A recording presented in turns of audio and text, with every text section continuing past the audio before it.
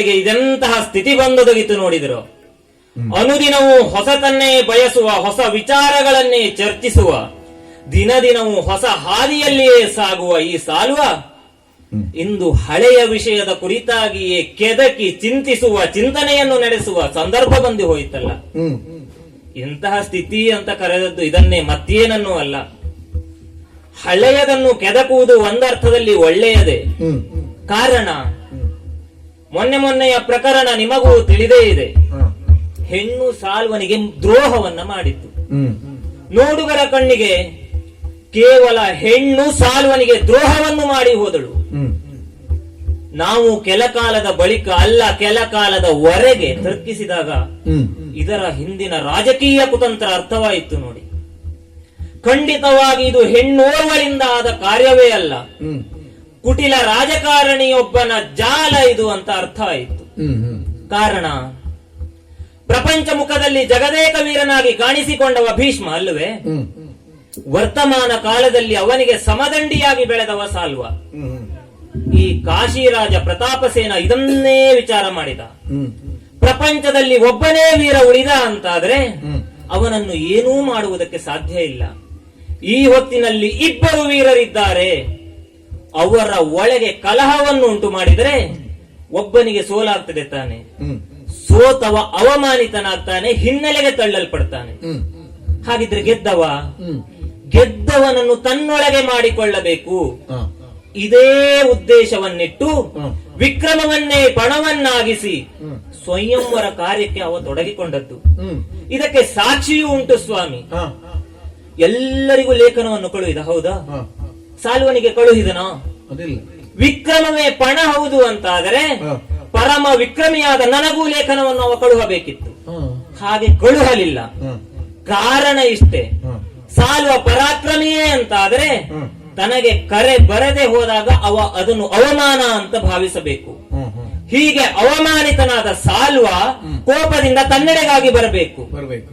ಅವನ ಆಸೆ ನಡೆದೇ ಹೋಯಿತಲ್ಲ. ಚರರ ಮಾತನ್ನು ಕೇಳಿ ಕೋಪಗೊಂಡ ನಾನು ಅವನ ಪುರಕ್ಕಾಗಿ ತೆರಳಿದೆ. ಹೋದ ಬಳಿಕ ಕಳವಳದಲು ಭೀತಿಯ ತಾಳಿ ಅವ ಹೇಳಿದ್ದೇನು, ಚರರ ನಿಮ್ಮೆಡೆಗಾಗಿ ಕಳುಹಿರ್ಪೆ ಈ ದಿನದೊಳು ಗಳಿಗೆ ಒಂದಾಯ್ತು. ಒಂದು ಗಳಿಗೆಯ ಹಿಂದೆ ಕಳುಹಿಸಿದ್ದೇನೆ ಅಂತ ಹೇಳಿದ. ನಂಬಿದೆ, ಅವನನ್ನು ಮನ್ನಿಸಿದೆ. ಮಾರನೆಯ ದಿನ ಸಕಲ ಧರಣಿಪಾಲರನ್ನು ನಾನು ಗೆದ್ದೆ. ಇನ್ನೇನು ವಿಜಯ ಘೋಷಣೆಯೊಂದು ಆಗಬೇಕು ಅಷ್ಟೇ. ಭೀಷ್ಮನ ಪ್ರವೇಶ ಆಯಿತಲ್ಲ. ಭೀಷ್ಮನ ಪ್ರವೇಶ ತಪ್ಪು ಅಂತ ನಾನು ಹೇಳುವುದಿಲ್ಲ. ಹಾಗಿದ್ರೆ ಅವನಿಗೆ ಲೇಖನ ಇವ ಬರೆದದ್ದುಂಟೋ? ಅವ ಬಂದಾಗ ಹೇಳಿದ್ದು, ಚರರ ನಿಮ್ಮಡೆಗೆ ಕಳುಹಿಸುವ ಮನದೊಳಿರೆ ಚರಣ ದರ್ಶನವು ಅನಿತರೊಳಗಾಯಿತು. ಅಂದರೆ ಭೀಷ್ಮನಿಗೂ ಅವ ಲೇಖನವನ್ನು ಕಳುಹಲಿಲ್ಲ. ಅವಮಾನಿತನಾಗಿ ಭೀಷ್ಮ ಬಂದನಲ್ಲ. ದೊಡ್ಡ ಕಾರ್ಯಕ್ರಮ ಅಲ್ವಾ, ಅದನ್ನೇ ಹೇಳಿದ್ರೆ. ಆದರೆ ಎಲ್ಲ ವಿಚಾರ ಮಾಡುವುದು ಸ್ವಾಮಿ. ಎಷ್ಟೇ ದೊಡ್ಡ ಕಾರ್ಯಕ್ರಮ ಇರಲಿ, ಇಂಥವರಿಗೆ ಕರೆಯಬೇಕು ಕರೆಯಬಾರದು ಎಲ್ಲ ತಲೆಯಲ್ಲಿ ಉಳಿಯುತ್ತದೆ. ಆಮೇಲೆ ಹೇಳುವುದು ಕರೀಲಿಕ್ಕೆ ಆಗ್ಲಿಲ್ಲ, ಇಂಥವರಲ್ಲಿ ಹೇಳಿ ಕಳುಹಿಸಿದ್ದೇನೆ, ಇಲ್ಲ ಹೇಳುವ ಮನ ಇತ್ತು ಅಂತ. ಅವ ಕಳುಹಿಸುವ ಮನದಲ್ಲಿ ಇದ್ದದ್ದು ಯಾವಾಗ? ಮಾರನೆಯ ದಿನವೂ ಸ್ವಯಂವರ ನಡೆಯುವುದಕ್ಕುಂಟು. ಅವ ಆಗ ಹೇಳಿ ಕಳುಹಿಸಿದರೆ ಮತ್ತೆ ಪಣ ನಡೆಯಲಿಕ್ಕುಂಟ? ಪಣ ಮುಗಿದ ಮೇಲೂ ಅವ ಹೇಳುವ ಮನಸ್ಸಿನಲ್ಲಿ ಇದ್ದ ಅಂತಾದ್ರೆ ಇಡುವುದು ಒಂದೇ ವಿಷಯ. ಒಬ್ಬರನ್ನು ತನ್ನ ಒಳಗೆ ಹಾಕಿಕೊಂಡು ತನ್ನ ಕಾರ್ಯ ಸಾಧನೆಯನ್ನು ಮಾಡಬೇಕು, ಇನ್ನೊಬ್ಬನನ್ನು ಹಿನ್ನೆಲೆಗೆ ತಳ್ಳಬೇಕು. ಈ ಕಾರ್ಯದಲ್ಲಿ ಅವನಿಗೆ ದಾಳವಾದವರು ಅವನದೇ ಹೆಣ್ಮಕ್ಕಳು. ಕೇವಲ ದಾಳವಾದರು ಅಂತ ಭಾವಿಸಬೇಡಿ. ಹಾಗೆ ಹೇಳಿದರೆ ಅವನ ಹಿರಿಯ ಮಗಳು ಅಪರಾಧಿನಿ ಅಲ್ಲ ಅಂತ ಆಗ್ತಾಳೆ. ಹಾಗೆ ನೋಡಿದರೆ ಅವನಿಗಿಂತಲೂ ಹೆಚ್ಚು ಅಪರಾಧಿನಿ ಅಲ್ಲ. ಈ ಕೃತ್ಯದಲ್ಲಿ ಅಪರಾಧಿನಿ ಅಂತ ಆದ್ರೆ ಅವನ ಹಿರಿಯ ಮಗಳೇ. ಅದು ಹೇಗೆ ಅಂತ ನೋಡುವುದಕ್ಕೆ ಮೊದಲೇ ಚರರು ಬಂದು ಹೇಳಿದ್ರಲ್ಲ, ಮಹಾದ್ವಾರದ ಬಳಿಯಲ್ಲಿ ಯಾರು ಬಂದಿದ್ದಾರೆ ಅಂತ. ನಮ್ಮ ಕಷ್ಟ ನಷ್ಟಗಳು ಎಷ್ಟೇ ಇರಬಹುದು, ಆದರೆ ನಮ್ಮ ಕಡೆಗಾಗಿ ಬಂದವರನ್ನು ಅನುರಾಗದಿಂದ ಕಂಡು ಅವರ ಸಮಸ್ಯೆಯನ್ನು ಬಗೆಹರಿಸುವುದು ರಾಜನಾದವನಿಗೆ ಕರ್ತವ್ಯ. ಹೀಗಾಗಿ ಮಹಾದ್ವಾರದ ಬಳಿಗೆ ಬಂದಂತಹ ಬ್ರಾಹ್ಮಣರನ್ನು ಹಾಗೂ ಯಾರೋ ಒಬ್ಬಳು ತರುಣಿ ನೋಡುವುದಕ್ಕೆ ಯುವರಾಣಿಯ ಹಾಗೆ ಕಾಣ್ತಾಳಂತೆ, ಅಲ್ಲ ರಾಜಕುಮಾರಿಯ ಹಾಗೆ ಕಾಣ್ತಾಳಂತೆ. ಬರ್ಲಿಕ್ಕೆ ಹೇಳಿದ್ದೇನೆ, ಬರ್ಲಿ ನೋಡುವ, ಬರ್ಲಿ.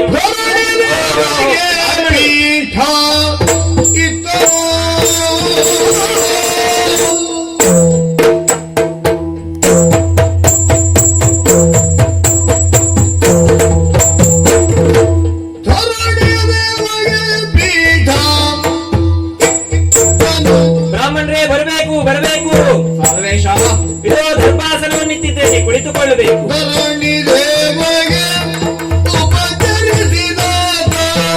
ಇದೋ ಯಥೋಪಚಾರವನ್ನು ಕೈದಿದ್ದೇನೆ, ಆಶೀರ್ವದಿಸಬೇಕು. ನಾನು ಕೂಡ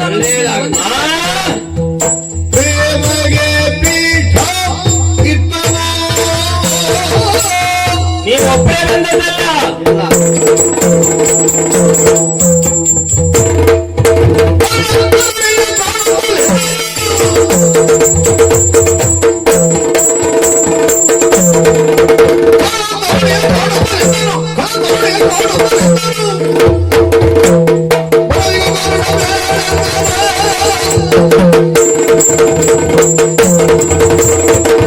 ಬ್ರಾಹ್ಮಣರೇ ನಿಮಗೆ ಬೇಕಾದ ವ್ಯವಸ್ಥೆಯನ್ನು ಮಾಡಿದ್ದೇನೆ. ಸ್ವೀಕರಿಸಿದ್ದೇನೆ ಎಲ್ಲವನ್ನು. ಸ್ವರ ಸ್ವಲ್ಪ ಹೆಚ್ಚಾಯಿತು ಅಂತ ಭಾವಿಸಬೇಡಿ. ಕೆಲವೊಮ್ಮೆ ನಮಗೆ ಹಾಗೆ ಮನಸ್ಸಿಲ್ಲ ಅಂದ್ರೆ ಯಾವುದೋ ಮಾತಿಗೆ ಯಾವುದೋ ಸ್ವರ ಬಂದೇ ಹೋಗ್ತದೆ. ನಿಮಗೆ ಬೇಕಾದ ಎಲ್ಲ ಗೌರವವನ್ನು ಮನಸ್ಸಿನಿಂದಲೇ ನೀಡಿದ್ದೇನೆ. ಹಾಗಂತ ಬಂದವರಿಗೆಲ್ಲ ಗೌರವ ಕೊಡುವವರು ನಾವಲ್ಲ. ಹಾಗೆ ಕೊಟ್ಟೆ ಅಂತ ಆದರೆ ಈ ಪೀಠಕ್ಕೆ ಇರುವ ಮರ್ಯಾದೆ ಇರುವುದಿಲ್ಲ. ಹೀಗಾಗಿ ಬಂದವರೆಲ್ಲ ಅವರಿಗೆ ಏನಾದರೂ ಅನಿವಾರ್ಯತೆ ಇದ್ರೆ, ನನ್ನಲ್ಲಿ ಮಾತನಾಡಬೇಕು ಅಂತ ಇದ್ರೆ ಅವರಿಗೆ ಬೇಕಾದ್ದನ್ನು ಹೇಳಿ ಹೋಗ್ತಾರೆ. ನನಗೆ ಕೇಳುವ ಮನಸ್ಸಿದ್ರೆ ನಾನು ಕೇಳ್ತೇನೆ, ಇಲ್ಲ ಸುಮ್ಮನೆ ಕೂತ್ಕೊಂಡಿರು. ಓ ಸಾಲ್ವೇಶ ಕೇಳಯ್ಯ ಕೇಳಯ್ಯ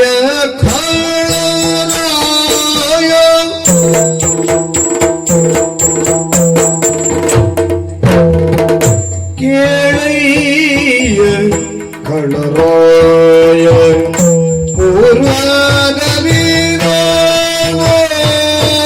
ಕೇಳಯ್ಯ ಕಳರಾಯ ಪೂರ್ವದಳು ನಾನು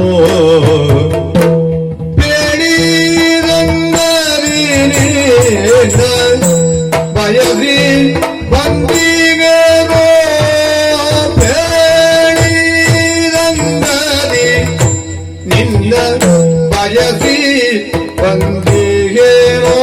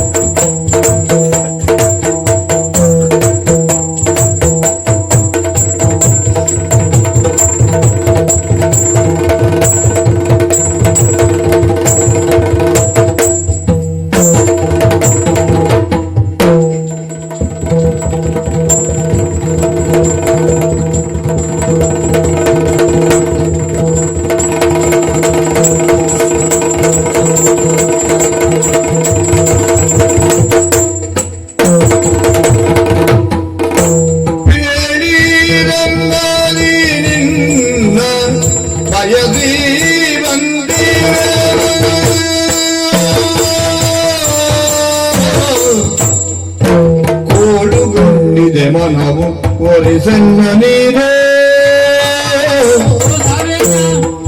ಕೋಡುಗೊಂಡಿದೆ ಮನವು ಒರಿಸನ್ನ ನೀರೇ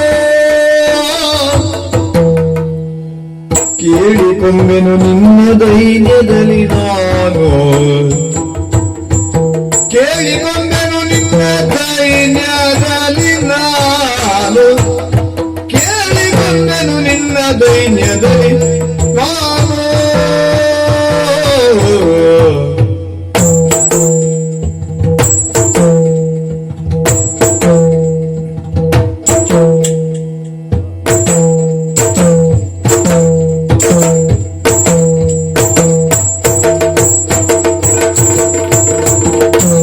ಕೇಳಿಕೊಂಬೆನು ನಿನ್ನ ಧೈರ್ಯದಲ್ಲಿ ನಾನು ಕಳರಾಯ ಕೇಳೋ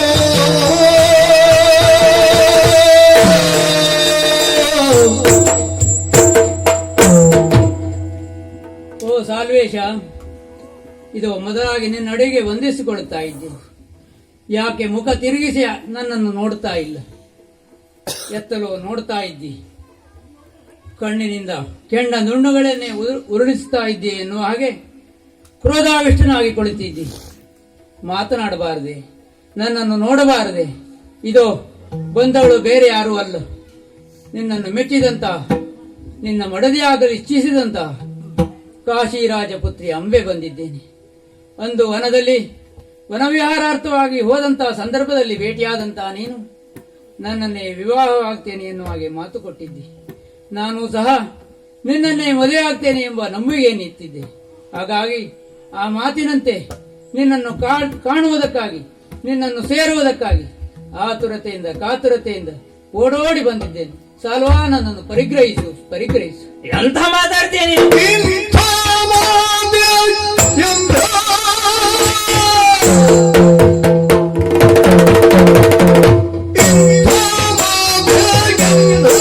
ಬರಿದೆ ಸುಂದರಾಗಿ ನೀನು, ಬರಿದೆ ಸುಂದರಾಗಿ ನೀನು. ಹಿಂದೆ ವಿಶ್ವಾಸರೇ ಬೋದೆ ಬಲ್ಲೆಯಲ್ಲ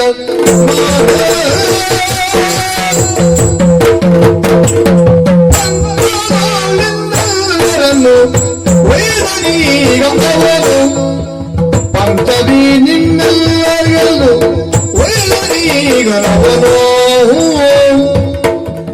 ಎಂತ ಬಂದೋ ಬಯಲು ದೀಪ ನೀನು.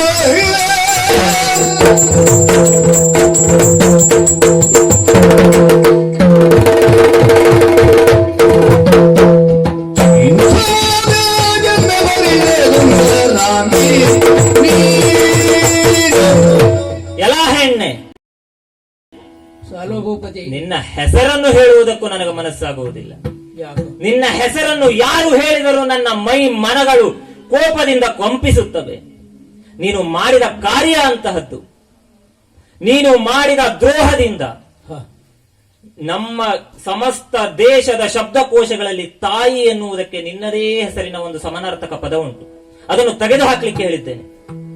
ನಮ್ಮಲ್ಲಿ ಸ್ವೇಚ್ಛಾಚಾರವಾಗಿ ನಿನ್ನದೇ ಹೆಸರನ್ನು ಹೋಲುವಂತೆ ಕೂಗುವ ಪ್ರಾಣಿ ವರ್ಗ ಉಂಟು. ಎಲ್ಲರಿಗೂ ಆಜ್ಞೆ ನಿಂತಿದ್ದೇನೆ, ಆ ಪ್ರಾಣಿಯ ಕೂಗು ನನ್ನ ಕಿವಿಗೆ ಬೀಳಬಾರದು. ಬಿದ್ದರೆ ನಿನ್ನ ಹೆಸರು ನೆನಪಾಗ್ತದೆ. ಅಷ್ಟೇ ಯಾಕೆ, ನಿನ್ನ ಹೆಸರನ್ನು ನನ್ನ ದೇಶದಲ್ಲಿ ಅಸಂವಿಧಾನಿಕ ಅಂತ ಘೋಷಿಸಿದ್ದೇನೆ.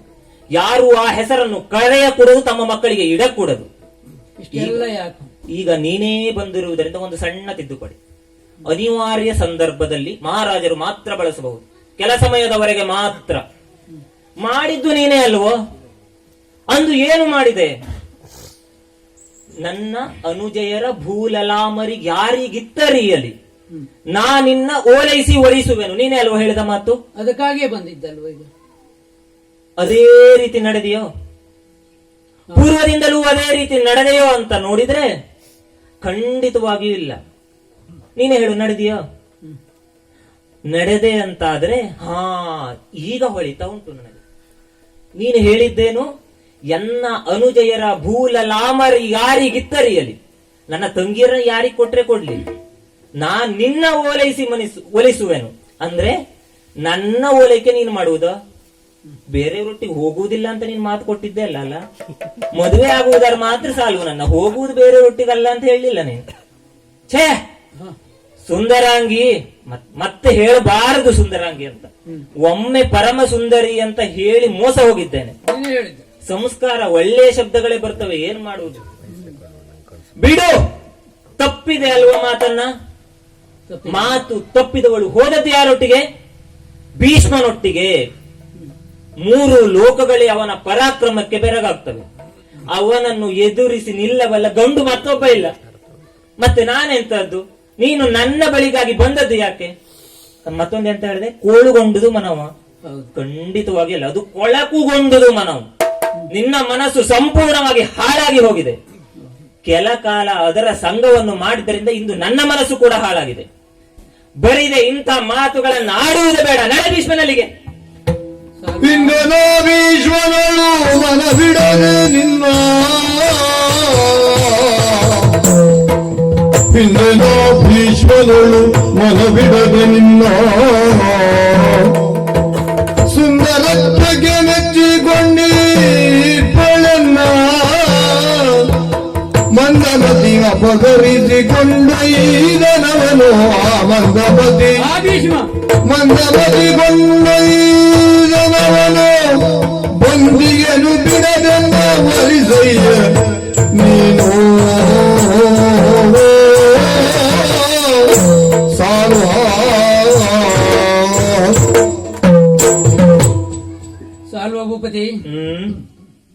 ನೀನು ಹೀಗೆ ಹೇಳುವುದರಲ್ಲಿ ತಪ್ಪಿಲ್ಲ ಅಂತ ಅನಿಸ್ತದೆ ಒಂದು ದೃಷ್ಟಿಯಿಂದ.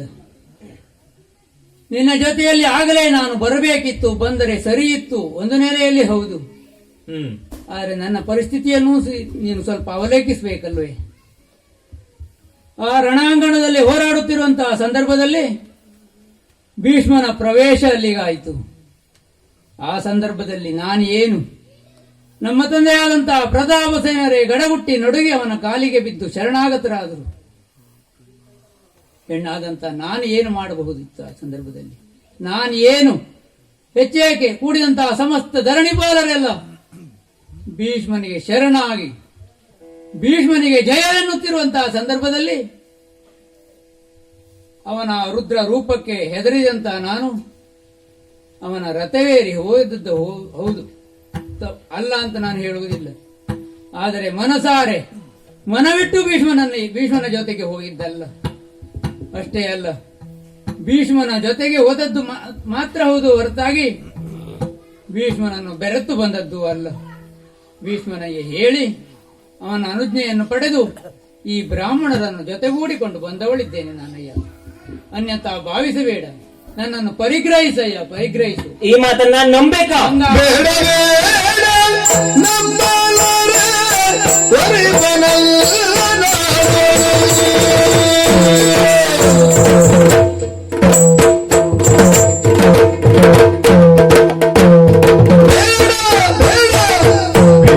ಬೇಡ ನಂಬಲಾರೆ ವರಿಬನಲ್ಲ ನಾನು, ನಿನ್ನ ವರಿಬನಲ್ಲ ನಾನು.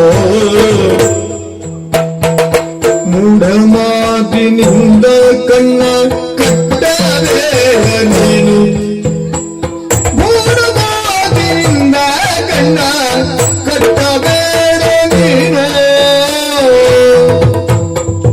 ಬೇಡ ನಂಬಲಾರೆ ವರಿಬನಲ್ಲ ನಾನು, ಮೂಢ ಮಾತಿನಿಂದ ಕಣ್ಣ ಕಟ್ಟಬೇಡ ನೀನು, ಮೂಢ ಮಾತಿನಿಂದ ಕಣ್ಣ ಕಟ್ಟಬೇಡ ನೀನು.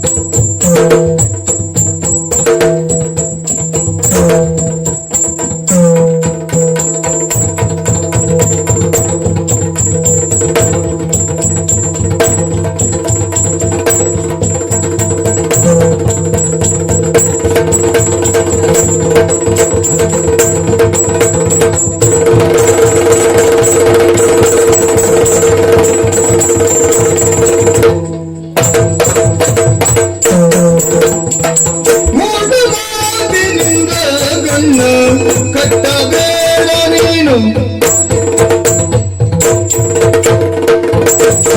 ಗಾಟಗಾರ್ತಿ ಸುಮ್ಮನೆ ಮಾತಾಡಬೇಡ ನೀನು, ಗಾಟಗಾರ್ತಿ ಸುಮ್ಮನೆ ಮಾತಾಡಬೇಡ ನೀನು.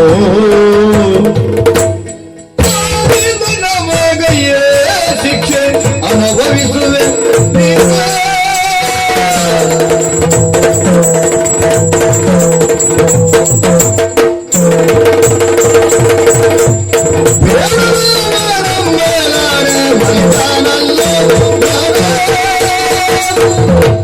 ನಿನ್ನ ಮಾತನ್ನು ನಾನು ಈಗಲೂ ನಂಬ್ತೇನೆ ಅಂತ ಭಾವಿಸಿದ್ಯಾ? ಅಂದು ಕಾಶಿಯ ಉಪವನದಲ್ಲಿ ನಿನ್ನ ಮಾತಿನ ಮಂಟಪಕ್ಕೆ ಮರುಳಾದವ ನಾನು. ಆದ್ರೆ ಇಂದು ಹಾಗಲ್ಲ. ಅತಿ ವಿನಯಂ ಧೂರ್ತ ಲಕ್ಷಣಂ ಅಂತ ಒಂದು ಮಾತಿದೆ. ನೀನು ತೋರುವ ವಿನಯವೇ ಅರ್ಥವಾಗ್ತದೆ ನಿನ್ನಲ್ಲಿರುವ ಕಾಪಟ್ಯ ಅಂತದ್ದು. ಕಪಟವಿಲ್ಲವಯ್ಯ. ಅಲ್ಲದೆ ನೀನು ಹೇಳುವುದೆಂತದ್ದು? ಹಿಂದೆ ನಾನು ನಿನ್ನೊಳು ಮನವಿಡದಲ್ಲದೆ ಭೀಷ್ಮನೋಳು ಮನವಿಟ್ಟು ದುಂಟೆ ಅಂತ ಅಲ್ವೋ? ಖಂಡಿತವಾಗಿ ಅವನಲ್ಲಿ ಮನವನ್ನು ಇಟ್ಟವಳೇ ಅಲ್ವೋ? ಅಲ್ವೇ ಅಲ್ಲ. ಹಾಗೆಯೇ ಮುಂದುವರಿದು ಹೇಳುತ್ತಿ ಭೀಷ್ಮ ಮಂದಮತಿ ಎಂದು. ಭೀಷ್ಮನಿಗೆ ಮಂದಮತಿ ಅಂದ್ರೆ ಲೋಕ ಹೋಗ್ತದೋ? ನಾನು ಒಪ್ಪುವುದಂತ ಇರಲಿ, ಹಾ, ಲೋಕ ಹೋಗ್ತದೋ? ನಮ್ಮ ದೃಷ್ಟಿಯಲ್ಲಿ ಹಾಗೆ ಆಗಿ ಹೋಯ್ತಲ್ಲ ಈಗ. ನಿನ್ನಂಥವರನ್ನು ನೋಡಿಯೇ ಪ್ರಾಜ್ಞರು ಒಂದು ಮಾತನ್ನಾಡಿರಬೇಕು. ನಂಬಿದಂತಿರಬೇಕು, ನಂಬದೆಲೆ ಇರಬೇಕು, ಇಂಬರಿತು ಎಚ್ಚರದಿಂದಿರಬೇಕು. ನಂಬಿದ ಹಾಗೆ ಇರಬೇಕಂತೆ, ಆದ್ರೆ ನಂಬಿರಕೂಡದಂತೆ. ಇಚ್ಛೆಯನ್ನು ಅರಿತು ಎಚ್ಚರದಿಂದ ಇರಬೇಕಂತೆ. ಹೆಣ್ಣನ್ನು ನಂಬಿದವ ಕೆಟ್ಟ ಅಂತ ಮುಂದಿನ ಸಾಲು. ನಾನು ನಿನ್ನನ್ನು ನಂಬಿ ಕೆಟ್ಟದ್ದಾಗಿದೆ. ನೀನು ಹೇಳುವುದೆಂತದ್ದು, ನನ್ನ ಮೇಲೆ ಮನಸ್ಸಿದ್ದರೂ ಒತ್ತಾಯ ಪೂರ್ವಕವಾಗಿ ಅವ ನಿನ್ನನ್ನು ಕರೆದುಕೊಂಡು ಹೋದ ಅಂತ ಅಲ್ವೋ? ನಾನು ನೋಡ್ಲಿಲ್ಲ, ನೋಡಿದವರು ಎಲ್ಲರೂ ಒಂದೇ ರೀತಿಯಿಂದ ಹೇಳಿದ್ರಿಂದ ಹೇಳ್ತೇನೆ. ಅವ ಬಂದು ಏರಿರಿ ಎನ್ನಯ ರಥವನ್ನು ಅಂತ ಹೇಳಿದಾಗ, ನೀನು ಯಾವಾಗ ಮೊದಲ ಹೆಜ್ಜೆಯನ್ನು ಕಿತ್ತಿಟ್ಟೆಯೋ ಅಂದೇ ಮಾನಸಿಕವಾಗಿ ನನ್ನನ್ನು ಕೊಂದದ್ದಾಗಿದೆ. ನೀನು ಹಾಗೆ ಹೋದ್ದರಿಂದ ಕುಪಿತನಾದ ನಾನು ತಲೆಯನ್ನು ಕೆಳ ಹಾಕಿದೆ. ಆದರೆ ಉಳಿದವರು ನೋಡಿದವರು ಏನ್ ಹೇಳಿದ್ದಾರೆ? ಸುರನದಿ ತನಯನ ಕಾಣುತ್ತ ತೋಷದಿ ಧರಣಿಪ ತನುಜಯರು ಚರಣದೊಳೆರಗುತ್ತ ಲಾಕ್ಷಣ ಹರುಷದಿ ರಥವೇರಿ ಅಂತ. ಅಲ್ಲಿ ನನ್ನ ತಂಗಿಯರಿಬ್ಬರಿಗೆ ಅನ್ವಯವಾಗ್ತದೆ ಅಂಬೆಯನ್ನ ಬಿಟ್ಟು ಅಂತ ನಾನು ಖಂಡಿತವಾಗಿ ಸಂತೋಷದಿಂದ ಅವನ ರಥ ಏರಿದ್ದ ಅಲ್ವೇ ಅಲ್ಲ. ಅಂಬೆಯನ್ನ ಬಿಟ್ಟು, ನಮ್ಮನ್ನು ಹೆದರಿಸಿ ಬೆದರಿಸಿ ಅವನು ರಥ ಹತ್ತಿಸಿಕೊಂಡದ್ದು. ಅದೇ ಅಂಬೆಯನ್ನ ಬಿಟ್ಟು ಅಂತ ಅವರು ಹೇಳಲಿಲ್ಲ. ನಾನು ಮೊದಲೇ ಹೇಳಿದ್ದೇನೆ, ನಾನು ನೋಡಿದ್ದಲ್ಲ, ಅವರು ನೋಡಿದ್ದು ಅಂತ. ನಾನು ನೋಡಿರದ ಅಂದರೆ ನೀನು ಯಾವ ಭಾವನೆಯನ್ನು ತೋರಿಸಬೇಕಿತ್ತೋ ಅಲ್ಲಿ ತೋರಿಸಿರದದ್ದನ್ನು ಒಂದನ್ನು ಹೇಳ್ತೇನೆ. ಎಲ್ಲ ಧರಾಧಿಪರು ತಮ್ಮ ಬಿಲ್ಲುಗಳನ್ನು ಅಲ್ಲ ಆಯುಧಗಳನ್ನು ಕೆಳ ಹಾಕಿದ್ರು, ಹೌದಾ? ಆಗ ಎದ್ದು ನಿಂತ ನಾನು ಹೇಳಿದ್ದೇನು? ಧರೆಯ ಪಾಲರೆಲ್ಲ ಷಂಡರಾದರೆ ದುರಪರಾಕ್ರಮವೆಲ್ಲ ಭೀಷ್ಮನಲ್ಲಿ ಮಾರಿಯುವೆ ಅಂತ ಹೇಳಿದ್ದೀನಿ. ಆಗ ಸಂತೋಷಗೊಂಡಿದ್ದೆ ನಾನು. ಮನಸ್ಸಿನಿಂದ ಹೇಳ್ತೇನೆ. ಭೀಷ್ಮನನ್ನು ತುಡುಕುವಂತಹ ಸ್ಥೈರ್ಯ ಇದ್ರೆ ಸಾಲ್ವನಿಗೆ, ನಮ್ಮ ಸಾಲ್ವನಿಗೆ ಮಾತ್ರ ಎಂಬ ಹೆಮ್ಮೆಯನ್ನು ಪಟ್ಟಿದ್ದೆ. ಮನಸ್ಸಿನಿಂದ ಹೇಳ್ತೇನೆ ಈಗಲೂ. ಖಂಡಿತವಾಗಿ ಆಗಲೂ ನಿನ್ನ ಮೇಲಿನ ಪ್ರೇಮದಿಂದ ನಾನು ಹೇಳಿದ್ದೆ ಅಲ್ಲ. ನೀನು ಮಾಡಿದ ಮೋಸದ ಉರಿ ಇತ್ತಲ್ಲ ಮನಸ್ಸಿನಲ್ಲಿ, ಅದು ಜಾಗೃತವಾಗಿ ನಾನು ಹೇಳಿದ್ದು. ಇಲ್ಲ ಅಂದ್ರೆ ಅಷ್ಟು ಮಾತಾಡಿದ್ರೆ ಭೀಮನಿಂದ ನನಗೆ ಭೀಷ್ಮನಿಂದ ಎಂತಹ ಗತಿ ಬರ್ತದೆ ನನಗೆ ಅಂತ ಗೊತ್ತು. ಅಲ್ಲಿ ನಿನ್ನ ಭಾವನೆ ಪ್ರಕಟ ಆಗಲಿಲ್ಲ. ಬಿಡು, ಸ್ವಲ್ಪ ಮುಂದಕ್ಕೆ ಹೋದ್ರೆ ನಿನಗೆ ಭೀಷ್ಮನಿಂದ ಇಂಥ ಗತಿ ಬರ್ತದೆ ಅಂತ, ಪರಾಕ್ರಮಿ ಆದಂತ ನಿನಗೆ ಆ ಭಾವನೆ ಬರ್ತದೆ ಅಂತ ಆದ್ರೆ ಹೆಣ್ಣಾದಂತ ನನ್ನ ಸ್ಥಿತಿ ಹೇಗಿರ್ಬಹುದು ಅಂತ ಕಲ್ಪನೆ ಮಾಡಿ. ಅಲ್ಲಿಂದ ಒಂದು ಹೆಜ್ಜೆ ಮುಂದಕ್ಕೆ ಹೋದ್ರೆ ರಣದಲ್ಲಿ ನಾನು ಸೋತೆ, ಹೌದಾ? ಭೀಷ್ಮ ಹೇಳಿದ್ದೇನು? ದುರದಿ ಸೋತ ವೀರ ನಿನ್ನ ಜೀವವನ್ನು ಉಳುಹಿಕೋ ಅಂತ ಅಲ್ವಾ? ಅಷ್ಟಕ್ಕೆ ಬಿಟ್ನ ಚರಣದೊಳು ಒಡೆದು ನೂಕಿದನಲ್ಲ.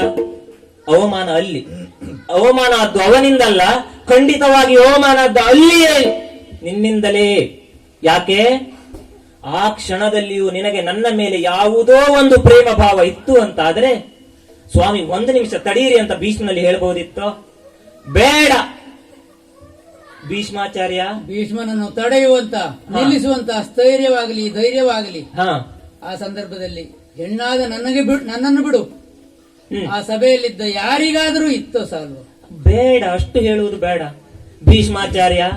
ಕಾಶಿ ದೇಶದ ಸಂಸ್ಕಾರ ಅಂದ್ರೆ ಕಾಲು ತಾಗಿದ್ರೆ ನಾವು ನಮಸ್ಕಾರ ಮಾಡ್ತೇವೆ. ನೀನು ಕಾಲಿನಿಂದ ಒದದಿಯಲ್ಲ ಪುಣ್ಯಾತ್ಮ ಅಂತ ಹೇಳಿದ್ರೆ ಭೀಷ್ಮನನ್ನ ಮತ್ತೆ ಕೊಲ್ಲುವುದು ಬೇಕಿತ್ತ? ಅಷ್ಟು ಆಡ್ಲಿಲ್ಲ ನೀನು. ಈಗ ಬಂದು ಭೀಷ್ಮನ ಕುರಿತಾಗಿ ನನ್ನಲ್ಲಿ ಹೇಳ್ತಿ. ಇದನ್ನೆಲ್ಲ ನಂಬುವವ ನಾನಲ್ಲ, ಸ್ಪಷ್ಟವಾಗಿ ಹೇಳ. ಹೀಗೆ ನೀನು ಮಾತನ್ನು ಮುಂದುವರಿಸಿದ್ರೆ ಕಠಿಣವಾದ ಶಿಕ್ಷೆಗೆ ಒಳಗಾಗ್ತಿ. ಎಚ್ಚರ ಸಾಲ್ವೇಶ. ಬ್ರಾಹ್ಮಣರೇ, ನಿಮ್ಮ ಮೇಲೆ ಸಿಟ್ಟಿಲ್ಲ, ನೀವ್ ಹೇಳಿ. ನಿಮ್ಮಿಬ್ಬರ ಸಂಭಾಷಣೆ ಮತ್ತು ನಾನು ಸ್ವಲ್ಪ ಮಾತನಾಡಬಹುದಾ? ಸ್ವಲ್ಪ ಎಂತದ್ದು, ನೀವು ಬಹಳ ದಿನದಿಂದ ಕಾರ್ಯಕ್ರಮದಲ್ಲಿ ತೊಡಗಿಕೊಂಡಿದ್ದೀರಿ ಅಂತ ನಿಮ್ ಮುಖ ನೋಡಿದ್ರೆ ಅರ್ಥ ಆಗ್ತದೆ. ಬಹುಶಃ ಇಲ್ಲಿಗೂ ಬರುವಾಗಲೂ ನೀವು ಕಾರ್ಯಕ್ರಮ ಮುಗಿಸ್ಕೊಂಡೇ ಬಂದಿದ್ರೇನು. ನಾಲ್ಕೆ ಅಂತಕ್ಕೆ ಸಾವಧಾನವಾಗಿ ಅಷ್ಟೂ ಮಾತನ್ನು ಕೇಳ್ತೇನೆ, ಹೇಳ್ಬೋದು. ನಾವು ಬಹಳ ಎಲ್ಲ ಮಾತನಾಡುವುದಿಲ್ಲ, ಆಡಿದ ಮಾತಿಗೆ 4 ಜನ ಮೆಚ್ಚಿಕೊಂಡ್ರು ಸಾಕು. ನೀವು ಮೆಚ್ಚುವ ಮಾತನ್ನೇ ಆಡ್ತೀರಿ ಅನ್ನುವ ನಂಬಿಕೆಯಿಂದಲೇ ಇಷ್ಟು ದೊಡ್ಡ ಸಭೆಯಲ್ಲಿ ನಿಮ್ಗೆ ಅವಕಾಶ ಕೊಟ್ಟದ್ದು. ಆದ್ರಿಂದ ಕೇಳು ನನ್ನ ಮಾತನ್ನು. ಹೇಳ್ಬೇಕು. ಪರಿಧಿಗೆ ನಾನು ಜ್ಯೋತಿಷ ಗಣಿತಗಳನ್ನು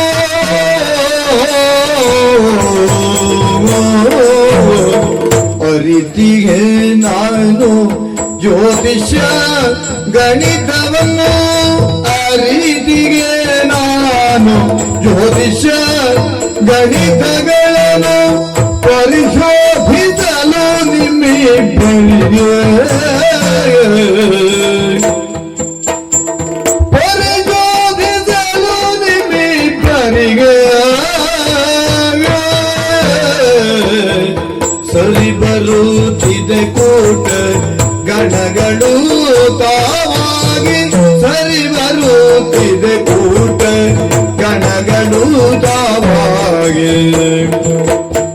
ಹರಿತಂದಳನು ಬಿಡಬೇಡ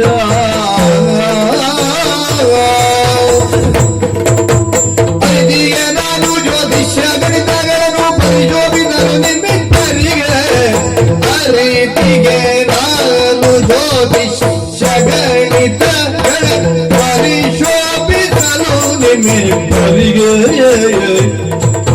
ಸರಿ ಬರುತ್ತಿದೆ ಕೂಟ ಗಣಗಳು ತಾವಾಗಿ ಸರಿ ಬರುತ್ತಿದೆ ಕೂಟ ಗಣಗಳು ತಾವಾಗಿ ಸರಿ ಬರುತ್ತಿದೆ ಕೂಟ ಗಣಗಳು ತಾವಾಗಿ ಹರಿತಂದಳನು ಬಿಡಬೇಡ ಸರಿ ಬರುತ್ತಿದೆ ಕೂಟ ಗಣಗಳು ತಾವಾಗಿ ಹರಿತಂದಳನು ಬಿಡಬೇಡ ಸೋಮೇಶ, ಬ್ರಾಹ್ಮಣರೇ, ನೀವಿಬ್ರು ಮಾತನಾಡುತ್ತಿರುವಂತಹ ಸಂದರ್ಭದಲ್ಲಿ ನಾನು ಲೆಕ್ಕಾಚಾರ ಮಾಡ್ತಾ ಇದ್ದೆ. ಹಾ, ಯಾವ ಲೆಕ್ಕಾಚಾರ? ನೀವು ಅದ್ರಲ್ಲಿದ್ರ? ನಾವು ಲೆಕ್ಕ ಹಾಕಿದಲ್ಲಿ ನಮ್ಗೆ ಎಲ್ಲೂ ಲೆಕ್ಕದಲ್ಲಿ ಸಿಗದೇ ಇಲ್ಲ. ಆ ಲೆಕ್ಕ ಹಾಕುವುದನ್ನು ಬಿಟ್ಟು ಬಿಟ್ಟಿದ್ದೇವೆ ಈಗ. ಮತ್ತೆ ಈಗ ಶುರು ಮಾಡಿದ್ರ? ಇಲ್ಲ, ಈಗ ಲೆಕ್ಕ ಹಾಕಿದ್ದೆ ಬೇರೆ. ಹಾ, ನಾನು ಬರೀ ದೇಶಾವಳಿ ಬ್ರಾಹ್ಮಣ ಅಲ್ಲ, ಚತುರ್ವೇದ, ಹಾ.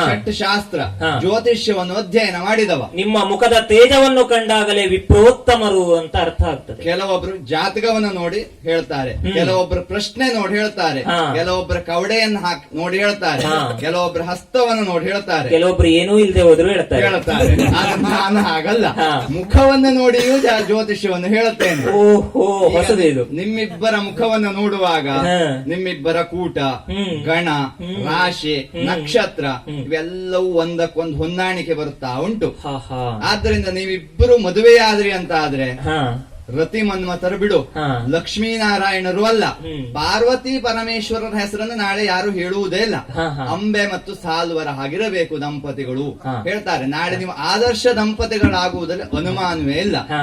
ಅಷ್ಟೇ ಅಲ್ಲ, ನಿನಗೆ ಅವಳನ್ನ ಮದುವೆಯಾದೆ ಅಂತ ಆದ್ರೆ ನಿನಗೆ ಇನ್ನೊಂದು ಲಾಭ, ರಾಜಕೀಯವಾಗುವ ಒಂದು ಲಾಭ ಉಂಟು. ಯಾವುದು? ಇವಳ ತಂಗಿಯರಿಬ್ಬರು ಚಕ್ರವರ್ತಿ ಪೀಠದ ರಾಜರನ್ನ ವಿವಾಹ ಆಗಿದ್ದಾರೆ. ಹಾ, ಹಾ. ಇವಳು ಹಿರಿಯವಳಲ್ವಾ, ಹ್ಮ್. ಅಕ್ಕನನ್ನ ನೀನು ಮದುವೆಯಾದೆ ಅಂತ ಆದ್ರೆ ಹಾ. ಅವರು ನಿನಗೆ ನಾಳೆ ನಮಸ್ಕಾರವನ್ನು ಮಾಡಬೇಡುವೋ? ಹ್ಮ್. ಚಕ್ರವರ್ತಿ ಪೀಠದವರಿಗೆ ನಿನಗೆ ನಮಸ್ಕಾರವನ್ನು ಮಾಡಿದ್ರು ಅಂತ ಆದ್ರೆ ಹಾ. ಮತ್ತೆ ಯಾರಾದ್ರೂ ನಿನ್ನ ವಿರೋಧ ಮಾಡುವುದುಂಟು. ಹ್ಮ್. ಈ ಬಗ್ಗೆ ನಿನಗೆ ರಾಜಕೀಯವಾಗೂ ಲಾಭ ಆಗ್ತದೆ. ನೀವು ರಾಜಕೀಯದಲ್ಲಿ ಯಾವಾಗ ಇಷ್ಟು ಮುಂದುವರೆದ್ರಿ? ಜ್ಯೋತಿಷ್ಯದಲ್ಲಿ ಹೇಳುವುದು ಇದಲ್ಲ, ರಾಜಕೀಯವನ್ನು ಮಾಡಿಕೊಂಡೇ ಹೇಳಬೇಕು ಅಂತಿಲ್ಲ. ಹಾ, ಹಾ. ಅಷ್ಟೇ ಅಲ್ಲ, ಒಲಿದು ಬಂದಂತ ಹೆಣ್ಣು, ಹಾ. ಹರಿದು ಬಂದಂತಹ ನೀರು ಬಹಳ ಶ್ರೇಷ್ಠ. ಹ್ಮ್. ಆದ್ರಿಂದ ನೀವು ಇವಳನ್ನ ಮದುವೆ ಆಗ್ಲೇಬೇಕು. ನೀವು ಇಷ್ಟು ಚಂದ ಮಾತಾಡ್ತೀರಿ ಅಂತಲೇ ನಿಮ್ಗೆ ಮೊದಲೇ ಹೇಳಿದ್ದೆ ಅವಕಾಶ ಉಂಟು ಅಂತ. ನೀವು ಹೇಳಿದ್ದನ್ನ ಕೇಳ್ತೇನೆ ಅಂತ ಹೇಳಿದ್ದೇನೆ, ಮಾಡ್ತೇನೆ ಅಂತ ಹೇಳಿಲ್ಲ ಸ್ವಾಮಿ. ಮಾಡುವುದಿಲ್ವ ಹಾಗಾದ್ರೆ? ಮಾಡ್ಲಿಕ್ಕೆ ಆಗುವುದಿಲ್ಲ.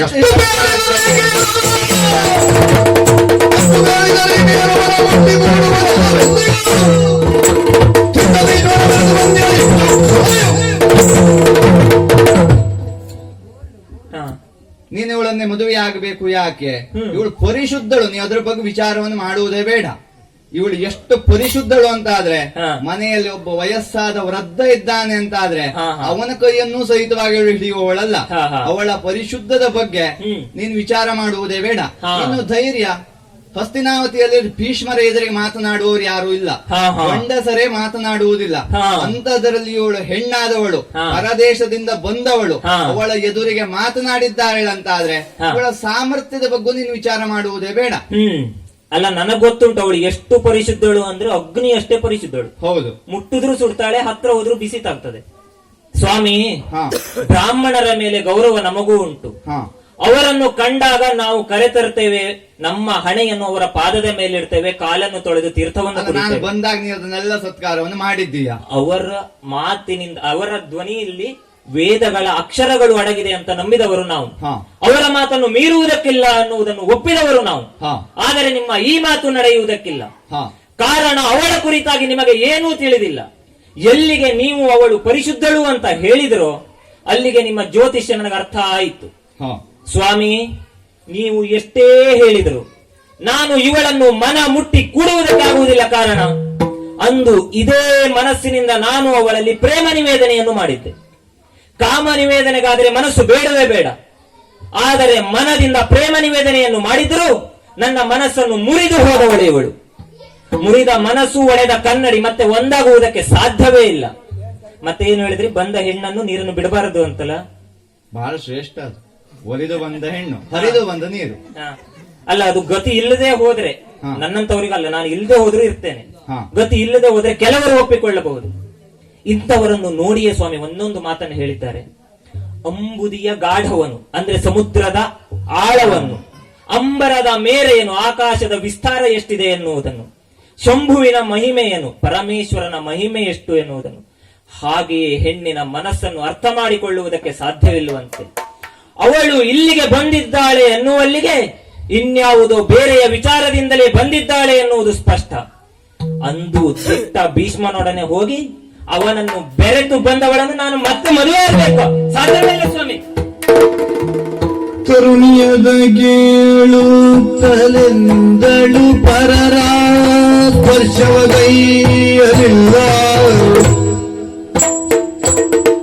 ಗೈಯಲಿಲ್ಲೆಂದೂರುದರದ ನಂಬಿಕೆ ಪ್ರಮಾಣವ ವಿರಜಿಸುವೆನು.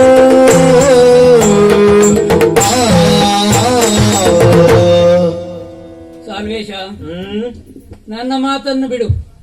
ವಯೋವೃದ್ಧರು ಜ್ಞಾನವೃದ್ಧರು ಆದಂತಹ ಈ ಬ್ರಾಹ್ಮಣರ ಮಾತಿಗೂ ಬೆಲೆ ಕೊಡುವುದಿಲ್ಲ ನೀನು ಅಂತಾದ್ರೆ ನಿನಗೆ ಏನು ಸಾಕ್ಷಿ ಕೊಡ್ಲಿ ಹೇಳು? ಯಾವ ಪರಪುರುಷರ ಸ್ಪರ್ಶವನ್ನು ನಾನು ಮಾಡಿದವಳಲ್ಲ. ಹೆಚ್ಚೇಕೆ ಈ ವೃದ್ಧ ಬ್ರಾಹ್ಮಣರೇ ಬರುವಾಗ ಕೈ ಹಿಡಿದು ನಡೆಸು ಎಂದು ಹೇಳಿದಾಗಲೂ ಸಾಲುವನಲ್ಲದೆ ಪರಪುರುಷರನ್ನು ನಾನು ದಿಟ್ಟಿಸಿ ನೋಡುವವಳಲ್ಲ, ಸ್ಪರ್ಶನ ಮಾಡುವವಳಲ್ಲ ಎಂದು ಹಾಗೆ ಹೇಳಿದ್ದೆ. ಆದರೂ ನಿನಗೆ ನಂಬಿಕೆ ಬರ್ತಾ ಇಲ್ಲ ಅಂತ ಹೇಳುವಾಗ ಏನು ಸಾಕ್ಷಿ ಕೊಡ್ಲಿ? ನನ್ನ ಆಣೆಯಾಗಿ ಅಲ್ಲ, ನಿನ್ನ ಆಣೆಯಾಗಿ ಇಲ್ಲ, ಪವಿತ್ರವಾದಂತಹ ಕಾಶಿ ಪ್ರದೇಶದಲ್ಲಿ ಹರಿಯುತ್ತಿರುವಂತಹ ಪವಿತ್ರ ಗಂಗಾ ನದಿಯ ಸಾಕ್ಷಿಯಾಗಿ ನಾವು ಆರಾಧಿಸುವ ನಮ್ಮ ಪರಮ ದೈವನಾದಂತಹ ಕಾಶಿ ವಿಶ್ವೇಶ್ವರನ ಆಣೆಯಾಗಿ ಹೇಳ್ತೇನೆ, ನಾನು ಅನ್ಯ ಪುರುಷರ ಸ್ಪರ್ಶ ಮಾಡಿದ್ದಿಲ್ಲ, ಮನ ಮಾಡಿದ್ದಿಲ್ಲ. ನಿನ್ನ ಹೊರತಾಗಿ ಅನ್ಯರನ್ನು ಯಾರೂ ನಾನು ಬಯಸಿದ್ದಿಲ್ಲ, ಸರ್ವ ಬಯಸಿದ್ದಿಲ್ಲ. ನೀನು ಶೀಲವಂತೆ ಅಂತ ಹೇಳುವುದ?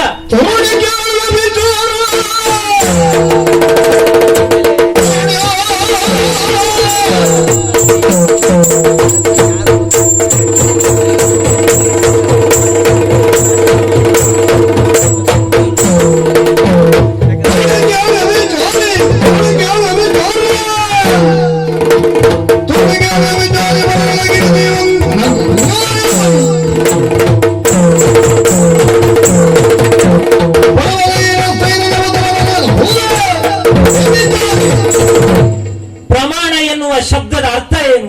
ಅಳತೆ ಅಂತ. ಯಾವುದರ ಅಳತೆ? ತಾನು ನಂಬಿಗಸ್ತ ಎನ್ನುವುದನ್ನು ಪ್ರಪಂಚ ಮುಖಕ್ಕೆ ತೋರಿಸಿಕೊಡುವುದಕ್ಕಾಗಿ ಇರುವ ಅಳತೆಯೇ ಪ್ರಮಾಣ. ಅದನ್ನು ನೀನು ಮೀರಿ ಆಗಿದೆ, ನೀನು ನಂಬಿಕೆಗೆ ಅರ್ಹಳಲ್ಲ ಎನ್ನುವುದನ್ನು. ಮತ್ತೆ ನಾನು ಶೀಲವಂತೆ ಹೇಳುವುದ ಅರ್ಥ ಉಂಟು. ಎಂತಹ ನಾಡು ಈ ಭರತ ಕಂಡ, ಸೀತಾಮಾತೆಯಂತವರು ನಡೆದಾಡಿದ ಭೂಮಿ ಇದು. ಅಷ್ಟೇ ಏನು, ಪರಮ ಪತಿವ್ರತೆಯಾದ ಸಾವಿತ್ರಿ ಬಾಳಿದ ದೇಶ ಇದು. ಇಂಥಲ್ಲಿಗೆ ಸೊಸೆಯಾಗಿ ಬರಬೇಕಾದ ನೀನು ಭೀಷ್ಮನಲ್ಲಿ ಮನವಿಟ್ಟು ಹೋದೆ ಎನ್ನುವಲ್ಲಿಗೆ ನೀನು ವ್ಯಭಿಚಾರಿ. ಯಾರೇನೋ ವ್ಯಭಿಚಾರಿ.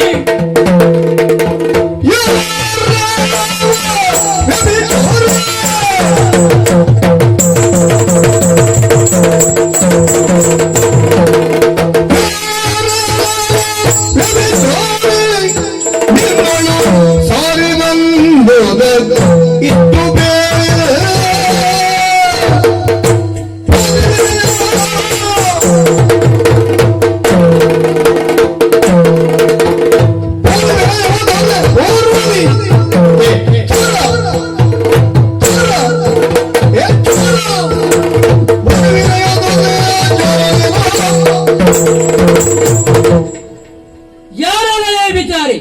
ನನ್ನನ್ನು ವ್ಯಭಿಚಾರಿ ಎನ್ನುವಾಗಿ ಹೇಳ್ತಾ ಇದ್ದಿ. ಎಷ್ಟೇ ಆಣೆ ಪ್ರಮಾಣಗಳನ್ನು ಮಾಡಿ ಸಾಕ್ಷಿಯನ್ನು ಸ್ಥಿರೀಕರಿಸಿದರೂ ಒಪ್ಪುತ್ತಾ ಇಲ್ಲ ಎನ್ನುವಾಗ ಅಷ್ಟೇ ಅಲ್ಲ, ಮುಂದುವರೆದು ಹೇಳ್ತಾ ಇರುವುದೇನು? ಜಾರಿ ನಾನು, ವ್ಯಭಿಚಾರಿ ನಾನು. ಯಾರ ವ್ಯಭಿಚಾರಿ? ನಿನ್ನ ಮನೆ ಬಾಗಿಲಿಗೆ ಬಂದದಕ್ಕಲ್ವ ಇಷ್ಟು ಹೇಳ್ತಾ ಇರುವುದು ನೀನು? ಅಂದು ಕಾಶಿ ದೇಶದ ಉಪವನಕ್ಕೆ ಬಂದಾಗ ನೀನು ಬೆಳೆದುಕೊಂಡ ರೀತಿ ಏನು? ಪರಮ ಸುಂದರಿ ಕೇಳಿ ನೀನು ಯಾರೇ? ವರಿದೀಗ ದೇಶದ ದೊರೆಯಾಗ ಹೇಳಿದೆಯಲ್ಲ, ಕುಲ ಶೀಲ ವಿತ್ತ ವಯೋ ವಿದ್ಯಮಾನಗಳೆಂದರಿಯದೆ ನಾನು ಯಾರು ಏನು ಎಂದು ತಿಳಿಯದಂತ ನೀನು ನನ್ನನ್ನು ವರಿದು ಮದುವೆ ಆಗು ಎಂದು ನನ್ನನ್ನು ನನಗೆ ಪ್ರೋತ್ಸಾಹವನ್ನು ನೀಡಿದಂತವನು ನೀನು, ಕೋರಿಕೆಯನ್ನಿಟ್ಟವನು ನೀನು. ಆಗ ನಾನು ವ್ಯಭಿಚಾರಿ ಹಾಗೆ ಕಾಣಲಿಲ್ಲ, ವಿನಯವನ್ನು ತೋರದೆ. ಹೇಳುತ್ತಾ ಇರು, ಅತಿ ವಿನಯ ಧೂರ್ತ ಲಕ್ಷಣ. ಯಾರಲ್ಲಿ ಅತಿ ವಿನಯ? ನಾನು ಹೋಗಿದ್ದೆ ನಿನ್ನ ಸೋಪದೇಶಕ್ಕೆ, ನೀನೇ ಬಂದನಲ್ಲ ಉಪವನದಲ್ಲಿದ್ದಂತ ನನ್ನನ್ನು ನೋಡಿ ನನ್ನನ್ನು ಮಾತಾಡಿಸುವುದಕ್ಕೆ ಮುಂದಾದವನು ನೀನು. ಅತಿ ವಿನಯ ಯಾರದ ಅಲ್ಲಿ? ನಿನ್ನದಲ್ವಾ? ಹೇಳ್ತಾ ಇದ್ದೀವಿ ಅತಿ ವಿನಯ ಧೂರ್ತ ಲಕ್ಷಣ. ಧೂರ್ತ ನೀನು ವ್ಯಭಿಚಾರಿ. ಮಾತು ಹೆಚ್ಚಾಯ್ತು ನಿನ್ನದು. ಹೆಚ್ಚು ಮಾತನಾಡ,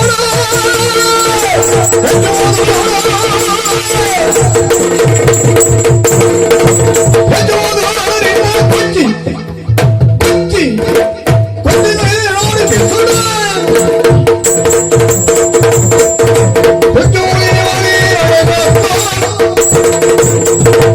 ಹೆಚ್ಚು ಮಾತುಗಳಾಡೆ, ನಾನು ಹೆಚ್ಚು ಮಾತನಾಡುವುದಿಲ್ಲ.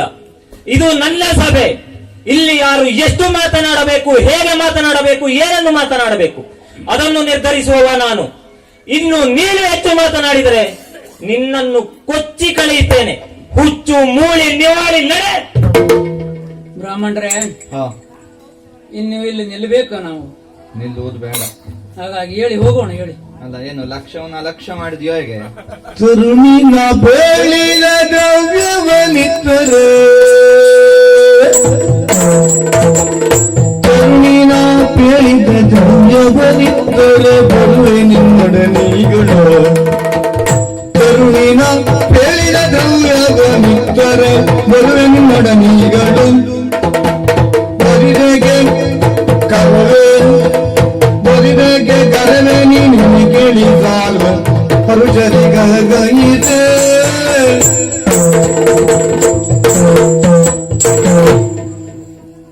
ಅಂಬೆ, ಬ್ರಾಹ್ಮಣರೇ, ಹೊರಡುವ ಅಂತ ಹೇಳ್ತಾ ಇದ್ದೀಯಲ್ಲ, ನೀನು ಏನು? ದಾರಿಯಲ್ಲಿ ಕೊಟ್ಟು ಮತ್ತೇನು ದಾರಿ ಕಾಣುವುದಿಲ್ಲ. ಅಲ್ಲ, ಈಗ ದಾರಿ ಕಾಣುವುದಿಲ್ಲ. ಕಾಣುವುದು ಬಂದ ದಾರಿಯೇ ಹೊರತು ಬೇರೆ ದಾರಿ ಕಾಣುವುದಿಲ್ಲ. ಒಂದು ದಾರಿಯಲ್ಲಿ ಒಂದು ಮಾತನ್ನು ಕೊಟ್ಟಿದ್ದೀಯಲ್ಲ, ಸಾಲ್ವ ದೇಶಕ್ಕೆ ಮುಟ್ಟಿಸಿದ್ರಿ ಅಂತ ಆದ್ರೆ ದ್ರವ್ಯವನ್ನು ಕೊಡ್ತೇನೆ. ಸಾಲ್ವನನ್ನು ಒಪ್ಪಿಕೊಳ್ತಾನೆ, ಸಾಮ್ರಾಜ್ಞಿ ಆಗ್ತೇನೆ, ನೀವು ಕೇಳಿದಷ್ಟು ಕೊಡ್ತೇನೆ ಅಂತ ಹೇಳಿದ್ದೆ. ಅಲ್ಲ, ನಾಯಿಗೆ ಅಷ್ಟು ಇಷ್ಟು ಅಂತ ಕೇಳುವುದಿಲ್ಲ. ನೀನ್ ಹೇಳಿದಷ್ಟು ಕೊಟ್ಟೆ ಅಂತ ಆದ್ರೆ ನಾನು ಹೋಗುವುದಕ್ಕೆ ಸಿದ್ಧನಿದ್ದೇನೆ.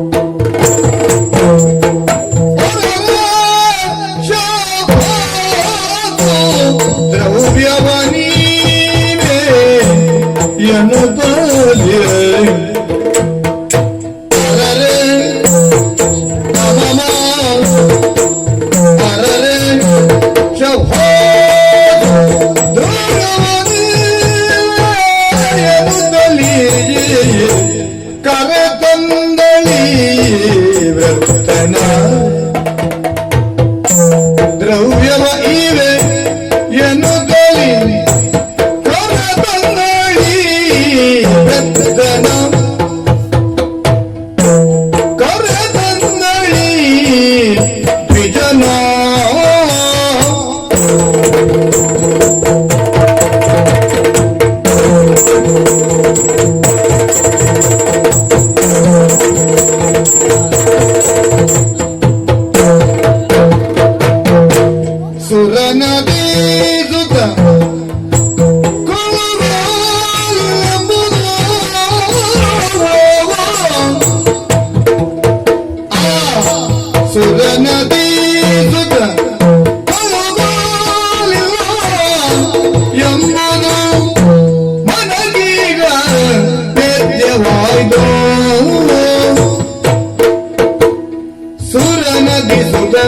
ಕಳುಗಾಲಿಲ್ಲೆಂಬುದು ಮನಗೀಗ ವೇದ್ಯವಾಯ್ತು, ಎನ್ನ ಮನಗೀಗ ವೇದ್ಯವಾಯ್ತು. ಅರರೆ ಅಮಮ ಅರರೆ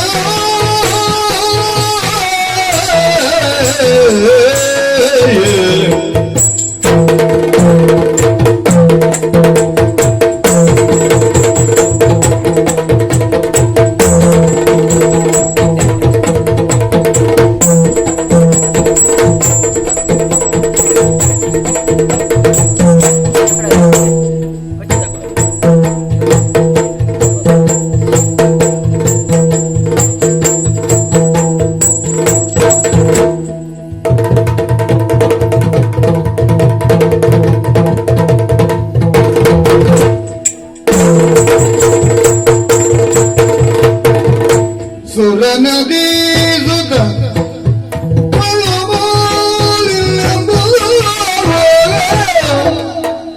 ಮನಗೀಗ ವೇದ್ಯವಾಯ್ತು ಎನ್ನ ಮನಗೀಗ ವೇದ್ಯವಾಯ್ತು ಅರರೆ ಅಮಮ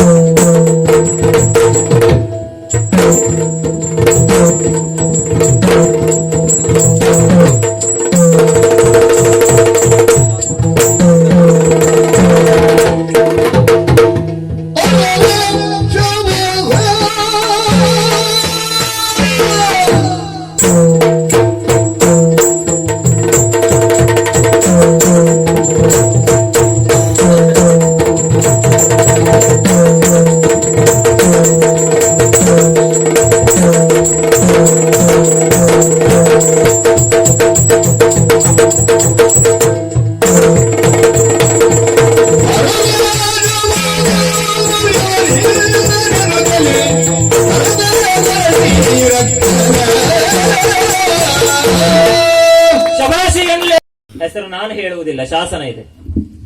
ಇವಳಿಗೆ ಯಾಕೆ ಶಬಾಸು ಅಂತ ಹೇಳಬೇಕು? ಕುಟಿಲ ರಾಜಕಾರಣಿ ಪ್ರತಾಪಸೇನನ ಮಗಳು ಇವಳು, ಹೌದು. ಕೃತ್ರಿಮವನ್ನು ನನ್ನಲ್ಲಿ ಮೆರೆಸುವುದಕ್ಕೆ ಬಂದ್ಲಲ್ಲ. ಬಂದಾಗ ವಿನಯದಿಂದ ಹೇಳಿದ್ದೇನು, ಭೀಷ್ಮನು ವಿಪ್ರರೊಡನೆ ನನ್ನನ್ನು ಕಳುಹಿದ ಎಂದು. ಈಗ ಅದೇ ಭೂಸುರ ಅವಳಲ್ಲಿ ಕೇಳುತ್ತಿರುವುದು ಲಕ್ಷ ಕೊಡು, ಲಕ್ಷ ಕೊಡು ಅಂತ. ಹಾಗಿದ್ರೆ ಚಕ್ರವರ್ತಿ ಪೀಠದಲ್ಲಿರುವ ಭೀಷ್ಮ ಅಥವಾ ಚಕ್ರವರ್ತಿ ಪೀಠಕ್ಕೆ ಬೆನ್ನೆಲುಬಾಗಿರುವಂತಹ ಭೀಷ್ಮ ಬ್ರಾಹ್ಮಣರನ್ನು ನಡೆಸಿಕೊಳ್ಳುತ್ತಿರುವ ರೀತಿಯೇ ಇದು. ಅವರಿಗೆ ಏನು ಬೇಕೋ ಅಷ್ಟನ್ನು ಕನಿಷ್ಠ ಪಕ್ಷಕ್ಕೂ ನೀಡದೆ ಆಡಳಿತವನ್ನು ನಡೆಸುತ್ತಿರುವನೆ. ಸಾಧ್ಯವೇ ಇಲ್ಲವಲ್ಲ. ಶಶಿವಂಶವನ್ನು ಲೋಕವೇ ಮೆಚ್ಚಿದೆ. ಹಾಗಿದ್ರೆ ಭೀಷ್ಮನದ್ದಾಗಲಿ ಆಡಳಿತಕ್ಕೆ ಯಾವುದೇ ರೀತಿಯಲ್ಲಿ ಕಪ್ಪು ಚುಕ್ಕೆ ಇಲ್ಲ. ಹಾಗಿದ್ದರೆ ದ್ವಿಜನೇ ಅತಿಯಾದ ಆಸೆಯಿಂದ ಇವಳಲ್ಲಿ ಕೇಳಿದನೆ. ಕೇಳಿದ್ರು ಇಷ್ಟು ಕೇಳುವುದ? ಬಿಡಿ, ಕೇಳಿದ ಅಂತಲೇ ಭಾವಿಸುವ ಅತಿಯಾದ ಆತ್ಮವಿಶ್ವಾಸ ಯಾವುದು? ತಾನು ಸಾಲ್ವನಲ್ಲಿ ಸೇರ್ತೇನೆ, ಸಾಲ್ವ ತಾನು ಏನು ಹೇಳಿದ್ರು ನಂಬ್ತಾನೆ, ಅವ ಕೊಡ್ತಾನೆ ಅಂತ. ಇಲ್ಲಿಯೇ ಅರ್ಥವಾಗ್ತದೆ ಈಕೆಯ ಮನಸ್ಥಿತಿ ಅಂತಹದ್ದು ಅಂತ. ತಂದೆಗೆ ತಕ್ಕ ಮಗಳು ಅಲ್ಲಿಯೂ ಕೃತ್ರಿಮವನ್ನು ಮೆರೆಸುವುದಕ್ಕೆ ಮುಂದಾದ್ಲು. ಬಿಡಿ ಬ್ರಾಹ್ಮಣರೇ, ಸ್ವಲ್ಪ ಈ ಕಡೆ ಬರ್ತೀರಾ? ನಿಮ್ಮ ಎದುರಿಗೆ ಧ್ವನಿ ಏರಿಸಿ ಮಾತನಾಡುವ ಮನಸ್ಸಿಲ್ಲ. ಆದ್ರೆ ನೀವೇ ವಿಚಾರ ಮಾಡಿ, ನೀವು ಮಾಡಿದ ಕಾರ್ಯ ಸರಿಯಾಗುಂಟೋ?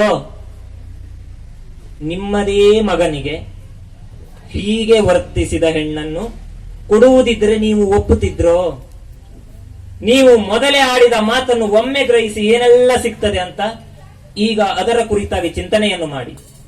ಹಾಗೆಯೇ ಧನದ ಆಸೆಗಾಗಿ ಯಾರ್ಯಾರಲ್ಲಿಯೋ ಏನನ್ನು ಹೇಳುವುದಕ್ಕೆ ಮುಂದಾಗಬೇಡಿ. ಧ್ವನಿ ಏರಿಸಲಿಲ್ಲ ಅಂತ ಭಾವಿಸಬೇಡಿ. ನೋವಿನಿಂದ ಹೇಳುವ ಮಾತು ನಿಮ್ಮ ಬಗೆಗಾಗಿ. ಬ್ರಾಹ್ಮಣರಿಗೆ ಬೈಯುವಷ್ಟು ದೊಡ್ಡವನು ನಾನಲ್ಲ, ದುರಹಂಕಾರಿಯೂ ನಾನಲ್ಲ. ಅದೇ ರೀತಿಯಲ್ಲಿ ಮುಂದೆ ಯಾವ ರೀತಿಯಲ್ಲಿ ನೀವು ಬದುಕಬೇಕು ಎನ್ನುವುದನ್ನು ನಿಮ್ಮ ಮನಸ್ಸಿನಲ್ಲಿ ನೀವು ಕಲ್ಪಿಸಿಕೊಳ್ಳಿ. ನಿಮಗೆ ಬೇಕಾದದ್ದು ಲಕ್ಷ್ಯ, ಯಾವ ಲಕ್ಷ್ಯವೇ ಇರಲಿ. ನನಗೆ ನಂಬಿಕೆ ಇದೆ, ಬ್ರಾಹ್ಮಣರಿಗೆ ನೀಡಿದ್ದು ಹಾಗೆಯೇ ದೇವರಿಗೆ ಅರ್ಪಿಸಿದ್ದು ಕೆಲ ಕಾಲದಲ್ಲಿಯೇ ದ್ವಿಗುಣಗೊಳ್ಳುತ್ತದಂತೆ. ನಿಮ್ಮ ಮುಖದ ವರ್ಚಸ್ಸಿನಿಂದಲೇ ನೀವು ತೇಜಸ್ವಿ ಬ್ರಾಹ್ಮಣರು ವಿದ್ಯಾವಂತರು ಎನ್ನುವುದನ್ನು ಒಪ್ಪಿದವನಾದ್ದರಿಂದ ನಿಮಗೆ ಎಷ್ಟು ಬೇಕೋ ಅಷ್ಟನ್ನು ಕೊಡುವುದಕ್ಕೆ ಭಂಡಾರಕ್ಕೆ ಹೇಳಿದ್ದೇನೆ. ಅಲ್ಲಿಂದ ನೀವು ತೆಗೆದುಕೊಂಡು ಹೋಗಿ. ಇಲ್ಲಿಗೆ ಸಭೆಯನ್ನು ಮುಗಿಸಿ ನಾನು ಹೋಗ್ತೇನೆ, ನೀವು ಮತ್ತೆ ನಾನು ಹೇಳುವುದಿಲ್ಲ ನೋಡಿ. ಬ್ರಾಹ್ಮಣರೇ, ಅಂಬೆ ಕರ್ಪೂರು ಇಲ್ಲ, ನೆನೆ ಕಟ್ಟು ಇಲ್ಲ, ಒಂದು ಮಂಗಳಾರತಿ ಮಾಡಿ ಹೋದ. ಬೇಸರ ಪಡಬೇಡಿ ಸ್ವಾಮಿ. ಬೇಸರ ಪಡುವುದು ಯಾಕೆ? ನಾನು ನಿಮ್ಮಲ್ಲಿ ಹೇಳಿದ್ದೆ, ಹಾ, ಸಾಲ್ವನಲ್ಲಿಗೆ ಹೋದರೆ ನಿಮಗೆ ಬೇಕಾದಷ್ಟು ಧನವನ್ನು ಕೊಡುತ್ತೇನೆ, ಹಾ, ಆಭರಣಗಳನ್ನು ನೀಡುತ್ತೇನೆ ಎನ್ನುವ ಹಾಗೆ ಹಾ. ಆಡಿದ ಮಾತಿಗೆ ಅಂಬೆ ಇಂದೂ ತಪ್ಪುವಳಲ್ಲ. ಅಂಬೆ ನಾನು ಕ್ಷತ್ರಿಯ ಕುಮಾರಿ, ಕಾಶಿ ದೇಶದ ರಾಜನಾದಂತಹ ಪ್ರತಾಪ ಸೇನನ ಮಗಳಾದಂತಹ ಅಂಬೆ ನಿನಗೊಂದು ಮಾತು, ಆಡಿದ ಮಾತಿಗೆ ತಪ್ಪುವಳಲ್ಲ. ಹಾ, ಧನಕನಕದ ರಾಶಿ ಭಂಡಾರಗಳು ನನ್ನಲ್ಲಿ ಇಲ್ಲದೆ ಇರಬಹುದು. ಹಾ, ಮದುವೆಗೆ ಸಿದ್ಧಳಾಗಿ ಸಾಲಂಕೃತಳಾಗಿ ವರಮಾಲಿಕೆಯನ್ನು ಹಿಡಿದು ನಿಂತಂತ ನಾನು, ಹಾ, ಆಭರಣ ಭೂಷಿತಳಾಗಿದ್ದಂತ ನನಗಲ್ಲಿ ಹಾ, ಬೇಕಾದಷ್ಟು ಆಭರಣಗಳಿವೆ ಮೈ ಮೇಲೆ. ಹಾ. ಬಂಗಾರದ್ದೋ ವಜ್ರದ್ದೋ ನವರತ್ನಗಳದೋ ಹಾರಗಳಿವೆ. ಇವನ್ನೇ ನಿಮಗೆ ಕೊಡ್ತೇನೆ, ಇವನ್ನೇ ಸ್ವೀಕರಿಸಿ.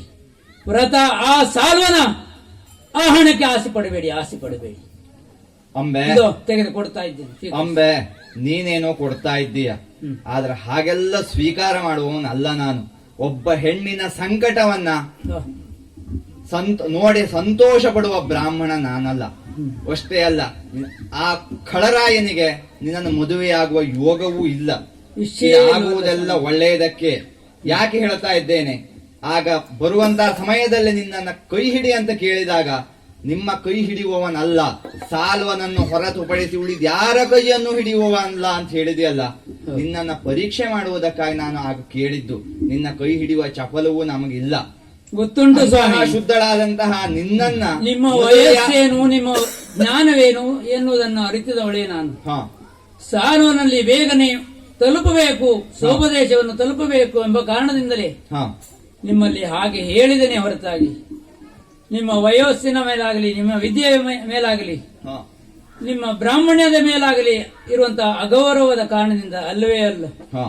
ನಿಮ್ಮಂತಹ ವೃದ್ಧರು, ವಯೋವೃದ್ಧರು, ಜ್ಞಾನವೃದ್ಧರು ಆದಂತಹ ಬ್ರಾಹ್ಮಣರಲ್ಲಿ ಕಾಶಿ ದೇಶದ ರಾಜಕುಮಾರಿಗೆ ಸದಾ ಗೌರವ ಉಂಟೇ ಉಂಟು.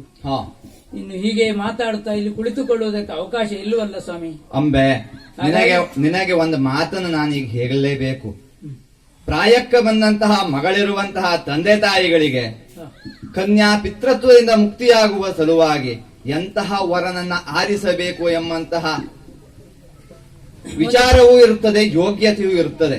ನೀವು ವಿದ್ಯಾಭ್ಯಾಸ ಮಾಡುವಂತಹ ಸಂದರ್ಭದಲ್ಲೂ, ಉಪವನದಲ್ಲಿ ತಿರುಗಾಡುವಂತಹ ಸಂದರ್ಭದಲ್ಲಿಯೋ ಯಾರ್ಯಾರೋ ಸಿಗುತ್ತಾರೆ ಅಂತ ಎಲ್ಲೆಲ್ಲೋ ಯಾರ್ಯಾರ್ದೋ ಕೈ ಹಿಡಿದ್ರಿ ಅಂತ ಆದ್ರೆ ಕೆಲವರು ಬಾವಿ ಅಂತ ಅನಿಸ್ಕೊಳ್ಳುತ್ತಾರೆ, ಕೆಲವು ಹಲವರು ಬಾವಿ ಹರಸಬೇಕಾಗುತ್ತದೆ. ಅದೇ ರೀತಿಯಾಗಿ ತಂದೆ ತಾಯಿಗಳಿಗೂ ಒಂದು ಮಾತನ್ನು ಹೇಳಬೇಕು. ನಮಗೆ ಕ್ಷತ್ರಿಯರಲ್ಲಿ ಗಾಂಧರ್ವ ವಿವಾಹ ಪದ್ಧತಿ ಒಂದು ಉಂಟು. ನಮ್ಮಲ್ಲಿರುವಂತಹ ಅಷ್ಟ ವಿವಾಹ ಪದ್ಧತಿಗಳಲ್ಲಿ ಗಾಂಧರ್ವ ವಿವಾಹವೋ ರಾಕ್ಷಸ ವಿವಾಹವೋ ಕ್ಷತ್ರಿಯರಿಗೆ ಉಚಿತವಾದಂತಹ ಕ್ರಮ ಇರ್ತದೆ. ಆ ನೆಲೆಯಲ್ಲಿಯೂ ಕೆಲವು ಸಲ ನಾವು ಹೀಗೆ ನಡೆದುಕೊಳ್ಳಬೇಕಾಗ್ತದೆ.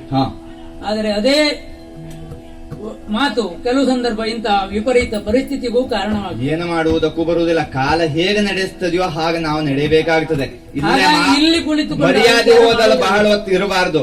ಆದ್ದರಿಂದ ನಡೆದಂತಹ ವಿಷಯವನ್ನು ಭೀಷ್ಮನಿಗೆ ನಾನು ಹೇಳುತ್ತೇನೆ. ಹೋಗೋಣ. ಏನಾಗಿ ಹೋಯಿತು ಎಂಬ ಈ ಜೀವನ. ಮರುಳೆ ನಾನಾಗಿರ್ಪೆ, ಮರುಳೆ ನಾನಾಗಿರ್ಪೆ,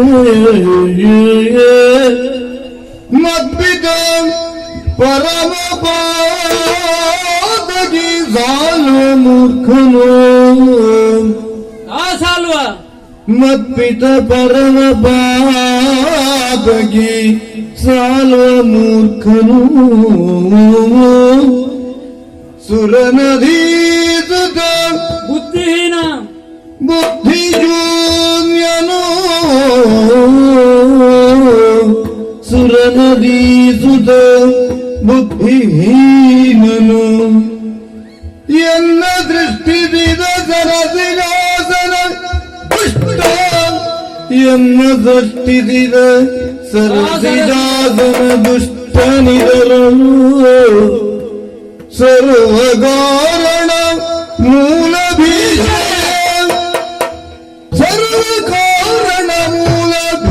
ಭೀಷ್ಮನೆ ತರಳತನವೇನೆಂಬೆ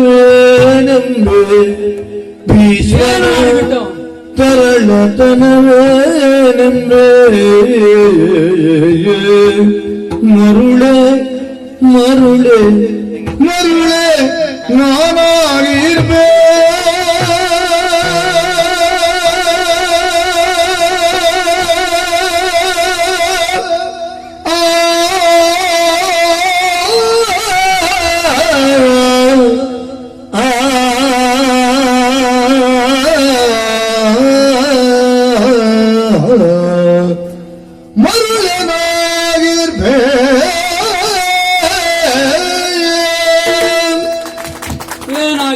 ಏನಾಗಿ ಹೋಯಿತು? ಅಂಬೆಯ ಜೀವನ ಇಂತಹ ದುರಂತವನ್ನು ಕಾಣುವಂತಾಯಿತೆ.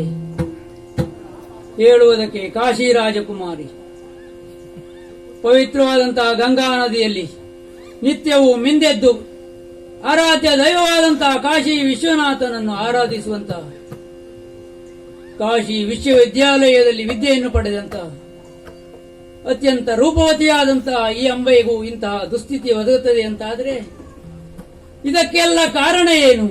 ನನ್ನ ಮರುಳಾಟವೇ? ಅಂದು ಉಪವನಕ್ಕೆ ಬಂದ ಸಾಲ್ವ ನನ್ನ ರೂಪಾತಿಶಯಕ್ಕೆ ಮೆಚ್ಚಿದಂತಹ ಆತ ನನ್ನನ್ನು ವರಿಸುವುದಾಗಿ ಕೈ ಹಿಡಿಯುವುದಾಗಿ ಹೇಳಿದ. ಅವನ ಮಾತನ್ನು ನಂಬಿ ನಂಬಿಕೆ ನಿತ್ತೆ ರಣಾಂಗಣದಲ್ಲಿ ಸರ್ವರನ್ನು ಗೆದ್ದು ನಿನ್ನ ಕೈ ಹಿಡಿಯುತ್ತೇನೆ ಎನ್ನುವ ಹಾಗೆ ಆಶ್ವಾಸನೆಯನ್ನು ನೀಡಿದ. ಆ ಕಾಲಕ್ಕೆ ಭೀಷ್ಮನ ಪ್ರವೇಶವಾಯಿತು. ಆ ಭೀಷ್ಮನ ಬಂದವನೇ ನಮ್ಮೆಲ್ಲರನ್ನು ರಥವೇರಿಸಿಕೊಂಡು ಹಸ್ತಿನಾವತಿಗೆ ನಡೆದ. ಯಾರು ವಿರೋಧಿಸಲಿಕ್ಕೆ ಸಾಧ್ಯವಾಗಲಿಲ್ಲ. ವಿರೋಧಿಸಿದ ಸಾಲ್ವನಿಗೂ ಸಾಧ್ಯವಾಗದೆ ಹೋಯಿತು. ಅಂದ್ರೆ ಇದೆಲ್ಲ ನನ್ನ ದುರ್ವಿಧಿಯೇ, ನಾನು ಮಾಡಿದ ತಪ್ಪೆ. ಸಾಲ್ವನನ್ನು ಮೆಚ್ಚಿದ್ದು ತಪ್ಪೆ.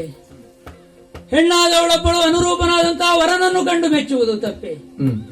ತಪ್ಪ ಅಲ್ಲ, ನಾನು ತಪ್ಪಲಿಲ್ಲ. ಆದ್ರೆ ನಾನು ತಪ್ಪಲಿಲ್ಲ ಅಂತ ಆದ್ರೆ ಸಾಲ್ವ ತಪ್ಪಿದನೆ. ಹೌದು, ನಿಜವಾಗಿ ನಂಬಿಕೆ ನಿತ್ತ ಸಾಲ್ವ ಭೀಷ್ಮರಿಂದ ಅಪ್ಪಣೆಯನ್ನು ಪಡೆದು ಅವನಲ್ಲಿಗೆ ಹೋದಾಗ ನನ್ನನ್ನು ತಿರಸ್ಕರಿಸಿದ. ದುರಾಚಾರಿ ಎಂದ, ವ್ಯಭಿಚಾರಿ ಎಂದು ನನ್ನನ್ನು ನಿಲ್ಲಿಸಿದ. ಮೆಚ್ಚಿದ ಸಾಲ್ವನೇ ಹೀಗೆ ಹೇಳ್ತಾನೆ ಅಂತಾದ್ರೆ ಇದೆಲ್ಲಕ್ಕೆಲ್ಲ ಕಾರಣ ಸಾಲ್ವನಲ್ಲದೆ ಮತ್ಯಾರು? ಸಾಲ್ವನಲ್ಲದೆ ಮತ್ಯಾರು? ಅಲ್ಲ, ಸಾಲ್ವನದು ತಪ್ಪಿಲ್ಲ ಇಲ್ಲಿ. ಅಂದೇ ಅವ ಹೇಳಿದ್ದ, ನಮ್ಮ ಕಾಶಿ ದೇಶದ ಸಭೆಯನ್ನು ಪ್ರವೇಶಿಸಿದಾಗಲೇ ಹೇಳಿದ್ದ,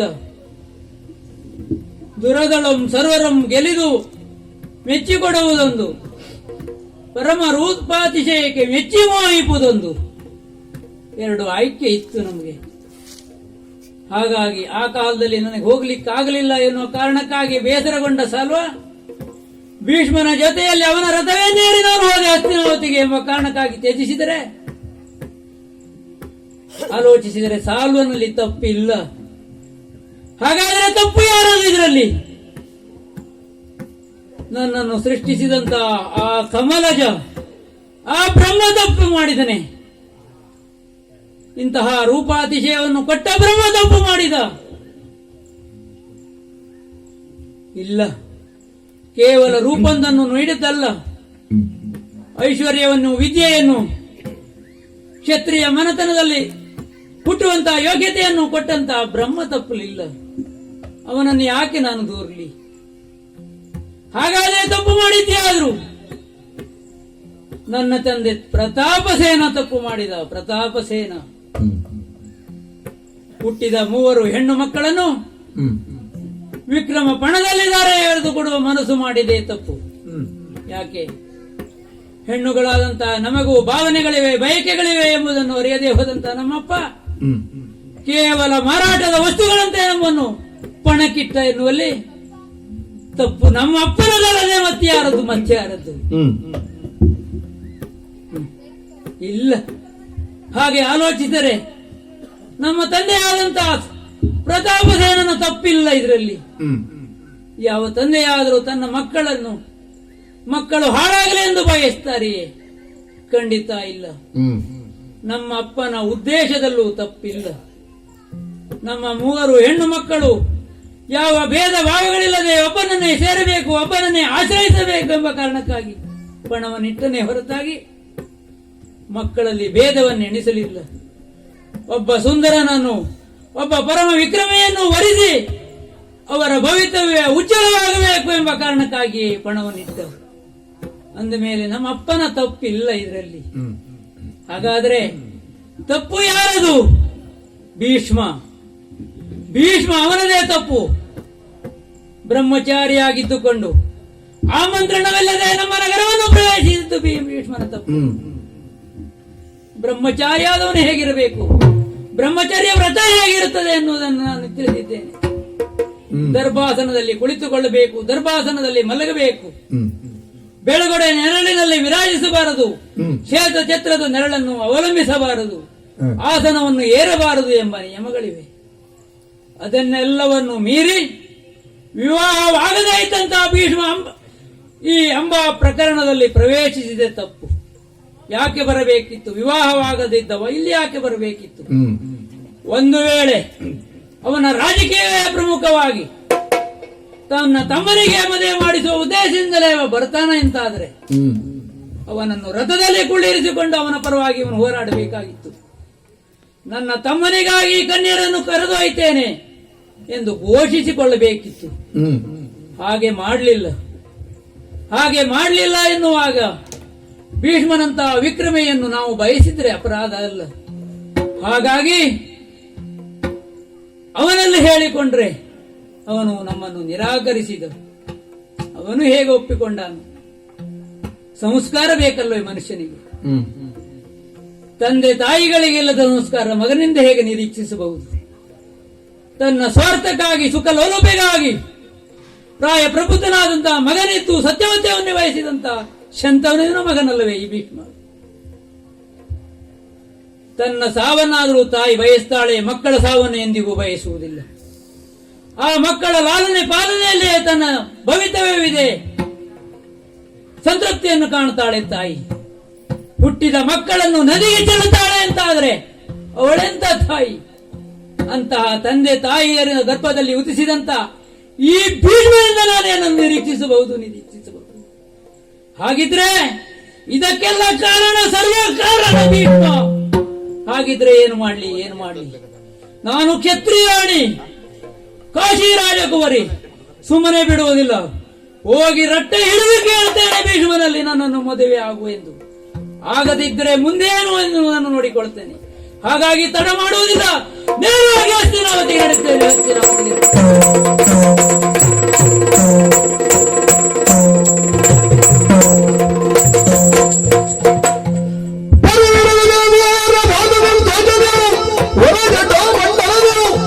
ತನ್ನ ಭಾರ್ಗವನು ಕುರುಕ್ಷೇತ್ರಕ್ಕೆ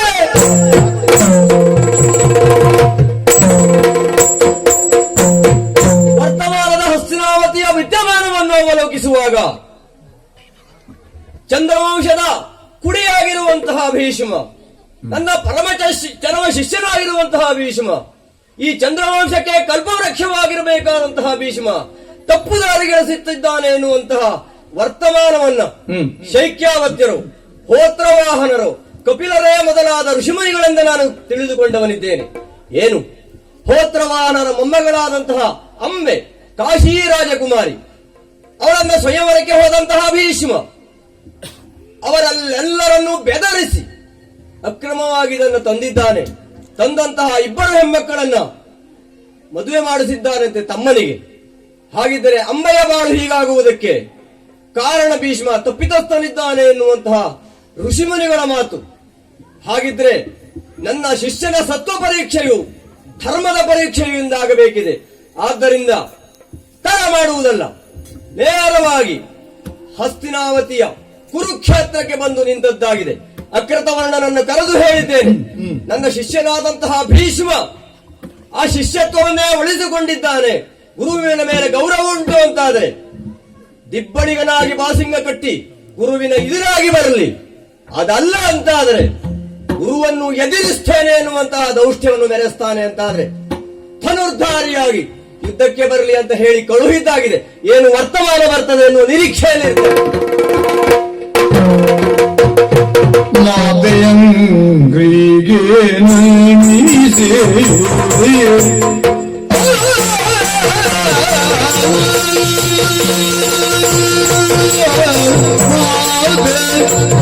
ಅಂಗ್ರಿಗೆ ನಮಿಸೆ ಧನುಷಗೊಳ್ಳುವ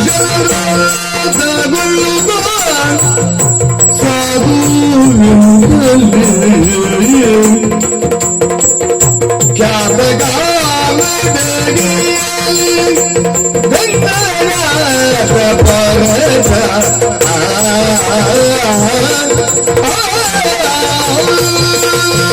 ಪ್ರಸಂಗ ಈ ಹಂತಕ್ಕೂ ಬಂದು ಮುಟ್ಟಿದ್ದಲ್ಲ. ತರುಣಿಯಳ ಸಾಹಸವೆಂತಟು ಮೂಗಿನಲ್ಲಿ ಬೆರಳಿಡುವ ಹಾಗೆ ಆಗಿ ಹೋಯಿತು. ಪ್ರತಿಜ್ಞೆ ಮಾಡಿ ಹೋದಳು, ಭೀಷ್ಮ ನೀನು ವರಿಸಬೇಕು, ಇಲ್ಲ ಅಂತಾದರೆ ಸಮರ್ಥ ವ್ಯಕ್ತಿಗಳನ್ನು ತಂದು ನಿನ್ನ ಎದುರಿನಲ್ಲಿ ನಿಲ್ಲಿಸುತ್ತೇನೆ ಎಂದು ಹೋದಂತ ಅವಳು ಸಮಾಜದಲ್ಲಿ ಅತಿ ಕನಿಷ್ಠನಾದಂತಹ ಅಂತ್ಯಜನಾದ ಏಕಲವ್ಯನನ್ನು ನನ್ನ ಎದುರಿನಲ್ಲಿ ನಿಲ್ಲಿಸಿದಳು. ಪ್ರಯೋಜನವಾಗಲಿಲ್ಲ. ಈಗ ಮೇರುವಿನಷ್ಟು ಎತ್ತರಕ್ಕಿರುವಂತಹ ನಮ್ಮ ಗುರುಗಳನ್ನು ಕರೆಸಿದಳಲ್ಲ. ಬಾಲ್ಯ ಸ್ನೇಹಿತರಾದಂತಹ ಅಕೃತವರ್ಣವನ್ನು ಸೂಚಿಸಿದ್ದಾರೆ. ಪರಶುರಾಮರ ನಿರೂಪ ಇದೆ. ಭೀಷ್ಮ ಅಂಬೆಯನ್ನು ವರಿಸುವುದಕ್ಕೆ ಮದುಮಗನಾಗಿ ಬರಬೇಕು, ದಿಬ್ಬಣವನ್ನು ಕೂಡಿ ಬರಬೇಕು ಶಕುಂತ ಪಂಚಕಕ್ಕೆ. ಇಲ್ಲವಾದರೆ ಸಂಗ್ರಾಮಕ್ಕೆ ಬರಬೇಕು. ಬುದ್ಧಿವಂತರು ನಮ್ಮ ಗುರುಗಳು, ನನ್ನ ಅಂತರಂಗವನ್ನು ಸಂಪೂರ್ಣವಾಗಿ ಅರ್ಥವಿಸಿಕೊಂಡವರು. ಅದಕ್ಕಾಗಿ ಆಯ್ಕೆಯನ್ನು ಇಟ್ಟಿದ್ದಾರೆ. ಒಂದು ವೇಳೆ ಭೀಷ್ಮ ಬಾಸಿಂಗವನ್ನು ಕಟ್ಟಿಕೊಂಡು ಬಾ ಎಂದು ಆಜ್ಞಾಪಿಸಿದರೆ ಸಂಕಟವಾಗ್ತಾ ಇತ್ತು ಭೀಷ್ಮನಿಗೆ. ಆಯ್ಕೆಯನ್ನು ಇಟ್ಟಿದ್ದಾರೆ. ಅನಿವಾರ್ಯವಾದರೆ ಸಂಗ್ರಾಮವೇ ಅಲ್ಲವೇ ನಮ್ಮದು. ಆದ್ದರಿಂದ ರಾಜಮಾತೆಗೆ ವಂದಿಸಿ ಆಶೀರ್ವಾದವನ್ನು ಪಡೆದಿದ್ದೇನೆ. ಕಾಲ್ನಡಿಗೆಯಿಂದ ನಮ್ಮವರನ್ನು ಕೂಡಿಕೊಂಡು ಗುರುವಿನ ಸೇವೆಗಾಗಿ ಮೊದಲುಪಡುತ್ತಾಗಿ ಪರಿಕರವನ್ನು ಹಿಡಿದುಕೊಂಡು ಗುರುವಿನಂತ ಸಾಕ್ತೇನೆ. ಪರಮ ಋಷಿ ಮಂಡಲದ ಮಧ್ಯದಿಯೇ, ಪರಮ ಋಷಿ ಮಂಡಲದ ಮಧ್ಯದಿಯೇ ರಾರಾಜಿಸ್ತಾ ಇದ್ದಾರೆ. ಮೆರವಯಜ್ಞೇಶ್ವರನ ಪ್ರಭೆಯಲಿಯೇ ಎಂಥ ದಿವ್ಯವಾದ ತೇಜಸ್ಸದು. ವರಜಟಾ ಮಂಡಲದಿ ಶೋಭಿತ ಭಾರ್ಗವೇಶ್ವರನ ಪ್ರಖರವಾದಂತಹ ಕಿರಣವನ್ನು ಹೊರಸೂಸುವ ಭಾಸ್ಕರನಂತೆ ಅಲ್ಲ, ಆಜ್ಯಾಹುತಿಗಳಿಂದ ಪ್ರಜ್ವಲಿಸುವಂತಹ ಅಗ್ನಿದೇವನಂತೆ ರಾರಾಜಿಸ್ತಾ ಇದ್ದಾರೆ ಋಷಿಗಳ ಮಧ್ಯದಲ್ಲಿ. ಪರಿಗಿದು ನಮಿಸಿ ಭೀಷ್ಮನ ಗುರುಭ್ಯೋ ನಮಃ. ಪರಿಗಿದು ನಮಿಸಿ ಭೀಷ್ಮನು ಚರಣ ಪ್ರಖ್ಯಾಳನಮಗೈಯುತ ಪಾದತೀರ್ಥವನ್ನು ಸೇವಿಸಿದ್ದೇವೆ. ಶಿರದಿ ದೀರ್ಘಮಧರಿಸಿ ಮಧುಪರ್ಕಾದಿಗಳು ತಾನಿತು. ಆಸನದಲ್ಲಿ ಗುರುಗಳನ್ನು ಕುಳ್ಳಿರಿಸಿ ಫಲಪರ್ಕಾದಿಗಳನ್ನು ಸಮರ್ಪಿಸಿದ್ದೇನೆ. ವರರ ತುಮನಯ ಪೀಠವೀಯೂತ ಕುಳಿತುಕೊಳ್ಳಬೇಕು ಸ್ವಾಮಿ. ಕರವಿಡಿದು ಕುಳ್ಳಿರಿಸಿ ದೈನ್ಯದೇ ಕುಳಿತುಕೊಳ್ಳಿ. ಶಿರವ ಬಾಗುತ್ತ ಗುರು ನಮೋ ನಮೋ ನಮೋ ಎಂದೆನುದ ನಿಂದಿರಲು ನಿಮ್ಮ ಶಿಷ್ಯರ ಅನಂತ ವಂದನೆಗಳು. ನಿಮ್ಮ ಆಜ್ಞೆಗಾಗಿ ಕಾತರೆದು ಕಾಯುತ್ತಿದ್ದೇನೆ ಸ್ವಾಮಿ. ಅಪ್ಪಣೆಯಾಗಬೇಕು. ಪರಜುದರನ ಜನದಿ ಶಿಷ್ಯನ ಪರಮ ಭಕ್ತಿಗೆ ತರೆಯೊಳಗೆ ಇವಗೆಡೆಯುಂಟೆ ಎನ್ನುವುದಲಾಗ ಬೇಡಿದನು. ಸರಿಸಮನಾದಂತಹ ಶಿಷ್ಯರೇ ಇಲ್ಲ. ತರೆಯೊಳಗೆ ಇವಗೆಡೆಯುಂಟೆ ಎನ್ನುವುದಲಾಗ ಬೇಡಿದನು.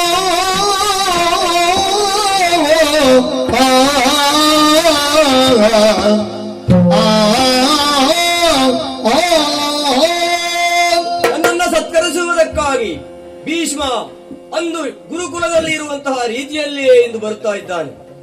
ನಡಿಗೆಯಲ್ಲಿ ನಡೆದು ಬರ್ತಾ ಇದ್ದಾನೆ. ಗೋವುಗಳನ್ನು ತನ್ನೊಟ್ಟಿಗೆ ಇಟ್ಟುಕೊಂಡಿದ್ದಾನೆ. ಋಷಿ ಗಡಣವನ್ನು ಇಟ್ಟುಕೊಂಡಿದ್ದಾನೆ. ಸುಮಂಗಲಿಯರಿಂದ ಪೂರ್ಣಕುಂಭ ಸ್ವಾಗತವನ್ನು ತೆಗೆದುಕೊಂಡು ಬರ್ತಾ ಇದ್ದಾನೆ. ಮಧುಪರ್ಕಾದಿಗಳನ್ನಿತ್ತು ನನ್ನ ಪಾದ ತೊಳೆದು ತೀರ್ಥವನ್ನು ಸ್ವೀಕರಿಸಿ ಗುರುನಮೋ ಎನ್ನುತ್ತಾ ಇದ್ದಾನೆ.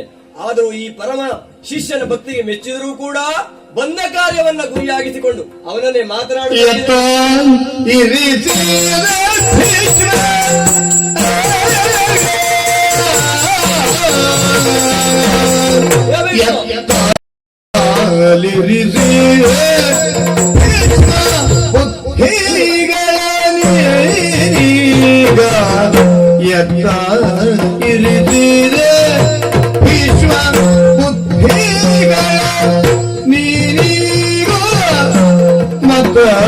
ಕಾಶಿನಿ ಅಂಬೆ ಅನ್ಯ ಪುರುಷನರೇ ಮತ ಕಾಶಿನಿ ಅಂಬೆ ಅನ್ಯ ಪುರುಷನರೇ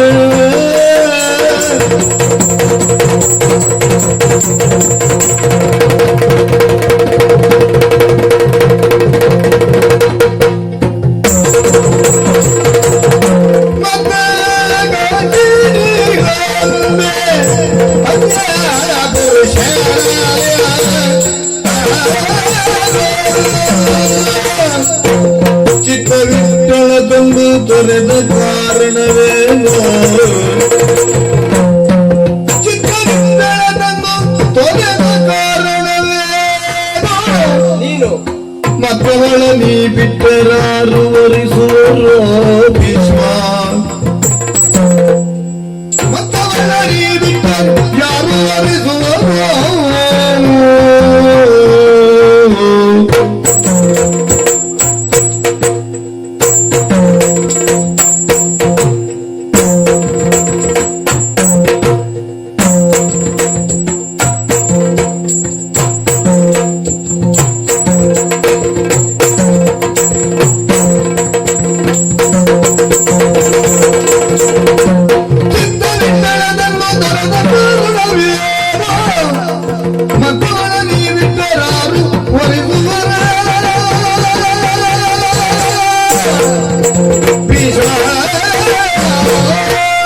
ಭೀಷ್ಮ ಗುರುಗಳೇ, ಇಂದು ಲೋಕದಲ್ಲಿ ಹಸ್ತಿನಾವತಿಯಲ್ಲಿ ಎಲ್ಲರೂ ಭೀಷ್ಮರನ್ನ ಉದ್ದೇಶಿಸಿ ಕೇಳುವಂತಾಗಿದೆ. ಅಂತಹ ಪರಿಸ್ಥಿತಿ ಬಂದಿದೆ ಈಗ ಅನ್ನುವುದು ಗುರುಪೀಠಕ್ಕೆ ಬಂದಿದೆ. ಆದ್ದರಿಂದ ಹೇಳುತ್ತೇನೆ ಕೇಳು. ಲೋಕದಲ್ಲಿ ಏಕಲವ್ಯರಂತವರೆಲ್ಲ ಬಂದು ಹಸ್ತಿನಾವತಿಯಲ್ಲಿ ಭೀಷ್ಮರನ್ನ ಪ್ರಶ್ನಿಸುವಂತಹ ಪರಿಸ್ಥಿತಿ ಬಂತು ಅಂತಾದರೆ ಕೇಳಿಯೂ ನನ್ನಂತವನು ಸುಮ್ಮನಿರುವುದಲ್ಲ. ನ್ಯಾಯವೋ ಅನ್ಯಾಯವೋ ಭೀಷ್ಮನಿಂದ ನಡೆದಂತಹ ಕಾರ್ಯ, ಅದನ್ನ ಪ್ರಶ್ನಿಸಬೇಕು. ನ್ಯಾಯವೋ ಅನ್ಯಾಯವೋ ಅನ್ನುವ ನಿರ್ಣಯ ಆಗಬೇಕು. ನಿರ್ಣಯಿಸುವುದಕ್ಕಾಗಿಯೇ ನಾನು ಬಂದವನಿದ್ದೇನೆ. ಅದಲ್ಲ ಅಂತಾದರೆ ದುಷ್ಟ ಕ್ಷತ್ರಿಯ ಕುಲ ಅಂತ ನೆನೆಸಿಕೊಂಡಂತಹ ಭಾರ್ಗವರಾಮ ಇವತ್ತು ಇಲ್ಲಿ ಬರುವ ಹಾಗಾಯಿತು. ಯುದ್ಧ ಕ್ಷೇತ್ರ ಬೇಡ ಅಂತ ಕೊಡಲಿಯನ್ನ ತೊಳೆದು ಅನುಷ್ಠಾನದಲ್ಲಿ ಮಗ್ನನಾಗಿದ್ದವನು ನಾನು. ಆದರೆ ನನ್ನನ್ನಂತೂ ಕರೆಸುವಂತಹ ಪ್ರಯತ್ನವನ್ನ ನನ್ನ ಶಿಷ್ಯನೇ ಇನ್ನು ಮಾಡಿದ ಅಂತಾದ್ರೆ ನಾನು ನನ್ನ ಪ್ರಶ್ನಿಸಲೇಬೇಕಾದದ್ದು. ಯಾಕೆ? ಒಳ್ಳೆಯ ಕ್ಷತ್ರಿಯ, ಈ ಚಂದ್ರವಂಶದ ಕುಲದೀಪನಾಗಿ ನೀನು ಬೆಳೆಯಲಿ ಅಂತ ಶಸ್ತ್ರಶಾಸ್ತ್ರವನ್ನು ನಿನಗೆ ಬೋಧಿಸುವವನು ನಾನು. ಮೊನ್ನೆ ನಡೆದಂತಹ ಪ್ರಕರಣವನ್ನು ಯೋಚಿಸುವಾಗ ಅಂದು ನೀನು ಮಾಡಿದವು ದೇವವ್ರತನಾದಂತಹ ನೀನು ಭೀಷ್ಮ ಪ್ರತಿಜ್ಞೆಯನ್ನು ಮಾಡಿದಾಗಿನಿಂದ ದೇವತೆಗಳೇ ನಿನಗೆ ಇತ್ತಂತಹ ಹೆಸರು. ನೀನು ಮಾಡುವಂತಹ ಕಾರ್ಯವು ಕೂಡ ದೇವತೆಗಳು ಮೆಚ್ಚುವ ಹಾಗೆ ಇರಬೇಕು. ಅದನ್ನು ಮೀರಿ ನಡೆದೆಯೋ? ಆದ್ದರಿಂದ ಹೇಳುವುದು, ಭೀಷ್ಮನಾಗಿ ನೀನು ಉತ್ತರಿಸಬೇಕು, ದೇವವ್ರತನಾಗಿ ಬೇಡ. ನನಗೆ ಮಾಡಿದ್ದೇನು? ಕಾಶಿ ಕ್ಷೇತ್ರದಲ್ಲಿ ವಿಕ್ರಮಪಣ ಸ್ವಯಂವರವನ್ನು ಕಾಶಿ ರಾಜ ಏರ್ಪಡಿಸಿದ್ದರಂತೆ. ಆ ವಿಕ್ರಮಪಣಕ್ಕೆ ನೀನು ಹೋದೆಯೋ? ಹೋದಂತಹ 3 ಕುಮಾರಿಕೆಯರನ್ನ ವಿಕ್ರಮ ಪಣದಂತೆಯೇ ನೀನು ಗೆದ್ದು ತಂದೆಯೋ? ಇಲ್ಲ. ಕೇವಲ ನಿನ್ನ ಪರಾಕ್ರಮವೋ ನಿನ್ನ ಶೌರ್ಯವನ್ನು ಮೆರೆಸುವುದಕ್ಕಾಗಿ ನಿನ್ನದ್ದೇ ಆದ ರೀತಿಯಲ್ಲಿ ವಿಕ್ರಮಪಣ ರಾಜನೀತಿಯಲ್ಲಿ ಮಾಡಬಹುದು. ವಿಕ್ರಮವೇ ಪ್ರಧಾನವಾದದ್ದು, ಯಾರು ಗೆಲ್ತಾನೋ ಅವನು ಮದುವೆ ಆಗಬೇಕಿತ್ತು. ಅದನ್ನು ನೀನು ಮಾಡಲಿಲ್ಲ. ಹೋದಂತಹ ನೀನು ಏನು ಹೇಳಿದೆ? ಕೇವಲ ನಿನ್ನ ಹೂಂಕಾರ ಮಾತ್ರದಿಂದ ಅಲ್ಲಿರುವವರನ್ನೆಲ್ಲ ಬೆದರಿಸಿದೆ. ಎಲ್ಲೋ ಉಳಿದುಳಿದವರು ನಿನ್ನನ್ನು ಎದುರಿಸಿರಬೇಕು, ಅದು ನಿರ್ಣಯ ಅಲ್ಲ. ಅವರನ್ನು ಬೆದರಿಸಿ ರಥವೇರಿಸಿಕೊಂಡು ಬಂದಂತಹ ನೀನು ಮಾಡಿದ್ದೇನು? ನೀನು ಮದುವೆಯಾದ್ಯಾ? ನೀನಾಗುವವನಲ್ಲ. ತಮ್ಮನನ್ನ ಮದುವೆಯಾಗುವುದಕ್ಕೆ ಹೇಳಿದ್ದಿ, ಇಬ್ಬರನ್ನು ಮದುವೆ ಮಾಡಿಸಿದ್ದಿ, ಒಬ್ಬಳನ್ನ ಬಿಟ್ಟಿದ್ದಿ, ಅದು ಬೇರೆಯವರಲ್ಲಿ ಅನುರಕ್ತಳಾದವಳು ಅಂತ. ಮತ್ತೊಂದು ವಿಚಾರ ಕೇಳ್ತೀಯ, ಬೇರೆಯವರಲ್ಲಿ ಅನುರಕ್ತಳಾಗಿದ್ದವಳನ್ನ ತಂದುದ್ದೇ ತಪ್ಪು, ತಂದ ಮೇಲೆ ಅವಳನ್ನು ಬಿಟ್ಟುದು ತಪ್ಪು. ಈಗ ಒಂದು ಮಾತು ಹೇಳ್ತೇನೆ ಕೇಳು. ಅಲ್ಲಿ ಹೋದಂತಹ ನೀನು ಉದ್ಘೋಷ ಮಾಡಿದ್ದೇನು? ಸಕಲರೆಂ ಪೂಜ್ಯತೆಯ ಗೊಂಡೀರ್ದ ಶಂತಸುತ ಬಂದಿಗಳು, ನನ್ನನ್ನು ಎದುರಿಸುವಂತಹ ಸಾಮರ್ಥ್ಯ ಯಾರಿಗುಂಟು? ಯಾರಿಗೂ ಇಲ್ಲ, ಗೊತ್ತುಂಟದು. ಕೇವಲ ಪ್ರತ್ಯಕ್ಷ ಕೇಸರಿ ಹಾಗೆ ನಿನ್ನ ಆರ್ಭಟ. ಮೃಗರಾಜ ಸಿಂಹನ ಗರ್ಜನೆಯನ್ನು ನೀನು ಮಾಡಿದ್ದಿ. ಸಿಂಹವಾದರೆ ಏನು ಮಾಡುತ್ತದೆ ಹೇಳು? ಗರ್ಜಿಸ್ತದೆ. ತನಗೆ ಬೇಕಾದ ಬೇಟೆ ಅನ್ನೋದು ಹೊಡೆದು ತಿನ್ನುತ್ತದೆ, ಆದರೆ ತನಗೆ ಬೇಕಾದದ್ದನ್ನು ಮಾತ್ರ. ಬೇರೆಯವರು ಮಾಡಿದ ಬೇಟೆಯನ್ನು ಅದು ತಿನ್ನಲಿಕ್ಕೆ ಹೋಗುವುದಿಲ್ಲ. ಹಾಗಂತ ಈಗ ನೀ ತಮ್ಮನಿಗೆ ಮದುವೆ ಮಾಡಿಸುವುದಕ್ಕೆ ಹೋದದ್ದು, ನೀನೇ ಮದುವೆಯಾಗುವುದಿದ್ರೆ ಕಾಶಿರಾಜನ ಆಣತಿಯಂತೆ ನೀನು ಮಾಡಿದ್ದು ಸರಿಯಾಗದಿತ್ತು. ವಿಕ್ರಮ ಪಡೆದರೆ ಗೆದ್ದಂತಹ ನೀನು ಮದುವೆ ಆಗಬಹುದಿತ್ತು, ಹಾಗೆ ಮಾಡಲಿಲ್ಲ. ಹಾಗೆ ಯೋಚಿಸುವಾಗ ತಮ್ಮನಿಗೆ ನೀನು ಹೆಣ್ಣನ್ನು ತರುವುದು ಸರಿಯಾ? ಹೋದಂತಹ ನೀನು ತಂದೆಯಾದರೆ ಮಗನಿಗೆ ಹೆಣ್ಣನ್ನು ನೋಡಿ ಆರಿಸಿ ಬರಬಹುದು, ಜಾತಕವೋ ಇತ್ಯಾದಿಗಳನ್ನು ನಾವು ಪುರೋಹಿತರಲ್ಲಿ ವಿಚಾರಿಸಿ ಮದುವೆ ಮಾಡಿಸಬಹುದು. ಅಪ್ಪನಿಗೆ ನೀನು ಮದುವೆ ಮಾಡಿಸುವುದಕ್ಕೆ ಹೋಗಿದ್ದೀಯಾವಾಗ, ಈಗ ಮತ್ತೆ ತಮ್ಮನಿಗೆ ಮದುವೆ ಮಾಡಿಸಿದಂತಹ ಪ್ರಕರಣ, ಇದರಲ್ಲಿ ತಪ್ಪುದಾರಿ ಉಂಟು ನಿನ್ನದ್ದು. ಯಾಕೆ ಹೇಳ್ತೇನೆ? ಈ ತಮ್ಮನನ್ನ ಮದುವೆ ಮಾಡಿಸುವಂತಹ ಪ್ರಕರಣದಲ್ಲಿ ತಮ್ಮನನ್ನು ನೀನು ಕರೆದುಕೊಂಡು ಹೋಗಲಿಲ್ಲ, ಹೌದಾ? ಏಕಾಂಗಿ ವೀರ ತಂದಂತಹ ನೀನು ನಿನ್ನ ಬಿಡದೆಯಲ್ಲಿ 5-6 ದಿನಗಳ ಕಾಲ ಅವರನ್ನು ಬಿಟ್ಟಿದ್ದಿ. ಬಂದ ಮೇಲೆ ಈಗ ಅವರನ್ನ ಬೆದರಿಸಿಯೋ ಏಕಪಕ್ಷೀಯವಾದಂತಹ ನಿರ್ಣಯದಿಂದ ನೀನು ತಂದಿದ್ದಿ ಅಂತಾದ್ರೆ ತಮ್ಮನಿಗೆ ಮದುವೆ ಮಾಡಿಸಿ ಬಿಡಬೇಕು ನೀನು. ಮತ್ತೆ ನೀ ಅವರನ್ನು ಪ್ರಶ್ನಿಸುವಾಗಿಲ್ಲ. ಮತ್ತೆ ಸರಸಿಜ ಅಂಬಕಿಯರೇ ಕೇಳಿ ಅವರೆಲ್ಲ ಪ್ರಶ್ನೆ ಮಾಡಿದ್ದೀಯಂತೆ, ಅಂದಿನ ಭೀಷ್ಮ ಬೇರೆ ಇಂದಿನ ಭೀಷ್ಮ ಬೇರೆ, ನನ್ನಲ್ಲಿಯೂ ಬದಲಾವಣೆ ಉಂಟು, ಅಂದಿನ ಶೌರ್ಯವೋ ಪೌರುಷವೋ ಬೇರೆ, ಇಂದು ಸಾತ್ವಿಕನಾದಂತಹ ಭೀಷ್ಮ ನಿಮ್ಮಲ್ಲಿ ಹೇಳ್ತಾ ಇದ್ದೇನೆ. ಆದ್ದರಿಂದ ತಮ್ಮನನ್ನು ಮದುವೆಯಾಗಿ ನಮ್ಮ ಕುಲವನ್ನು ಉದ್ಧರಿಸಬೇಕು. ಕುಲವನ್ನು ಉದ್ಧರಿಸುವುದಕ್ಕೆ ಅದನ್ನೆಲ್ಲ ನೀನು ಮಾಡಬೇಕು. ಆದ್ದರಿಂದ ಹೇಳುವುದು, ನೀನು ಮಾಡಿದ್ದು ಈ ಎಲ್ಲ ಪ್ರಶ್ನಾವಳಿಗಳಿಗೆ ನಿನ್ನಿಂದ ಉತ್ತರದಿಂದ ವಹಿಸ್ತಾ ಇದ್ದೇನೆ. ಸನ್ನಿಧಾನಕ್ಕೂ ಮುಟ್ಟಿದ್ದ ಅಮ್ಮ ಪ್ರಕರಣ. ಎಂತೆಂಥವರೆಲ್ಲ ಬಂದು ಕೇಳಿದರು, ಕೆಲವು ಉತ್ತರವನ್ನು ಕೊಟ್ಟೆ. ಸ್ವಾಮಿ, ನೀವು ಕೇಳ್ತಾ ಇದ್ದೀರಿ, ಒಪ್ಪಿಕೊಳ್ಳಬೇಕು, ಉತ್ತರವನ್ನು ಕೊಡಬೇಕು. ಗುರುವರ್ಯ, ಕೇಳಿಗೆ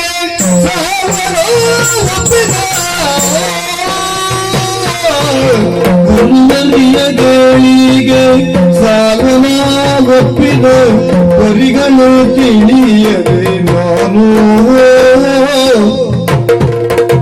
ಕರೆತಂದೆ ಸಕಲರ ಗೆಲುವಿನ ತಮ್ಮಗೆ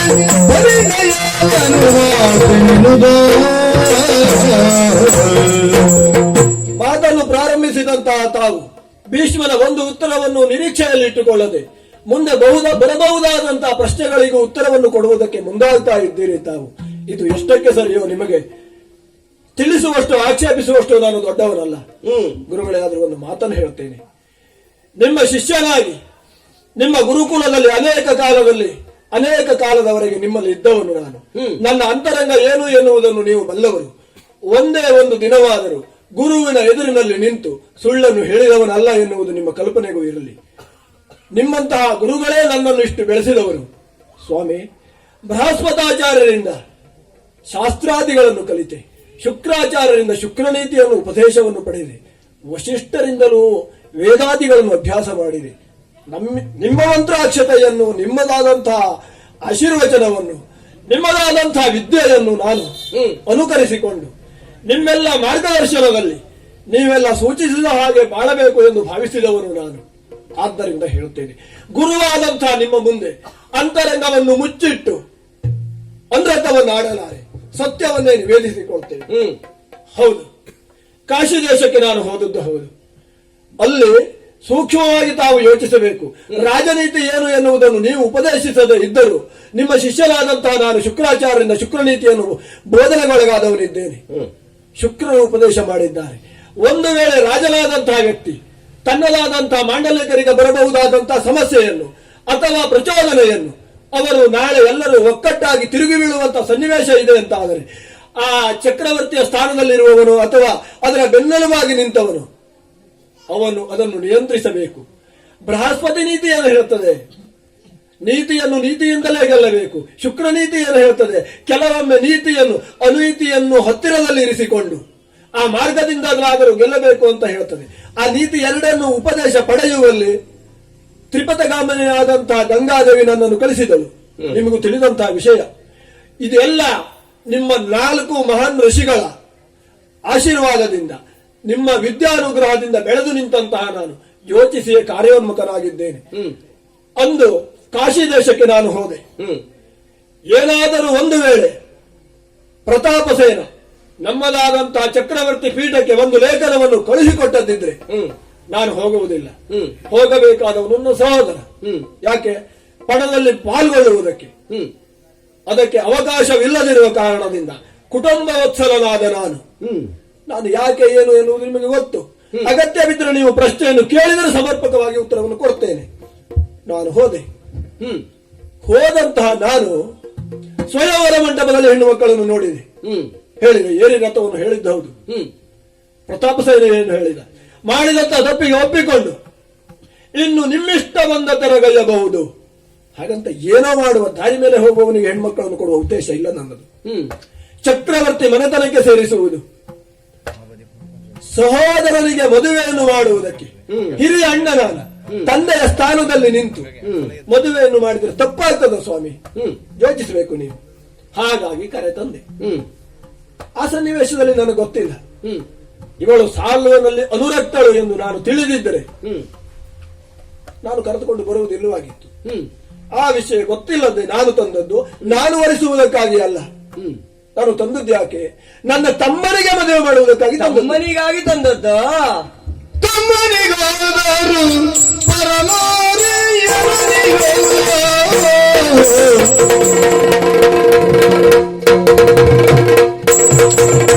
ತಮ್ಮನಿಗಾದರು ಪರನಾರಿಯನಿ ಹೆಮ್ಮೆಯ ಕರ ಬಿಡಿದು ಪರನಾರಿಯನು ಹೆಮ್ಮೆಯ ಕರ ಬಿಡಿದು ನೀನು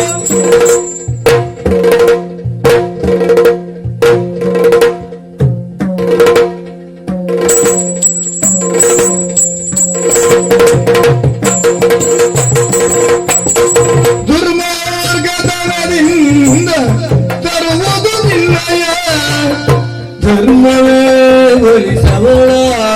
ನಾನು ಹೇಳ್ತಾ ಇದ್ದೇನೆ, ದುರ್ಮಾರ್ಗದನದಿಂದ ತರುವುದು ಧರ್ಮವೇ ವರಿಸವಳ ವರಿಸವಳ ನೀ ತಮ್ಮಾಗಿ ವರಿ ಅವಳೇ.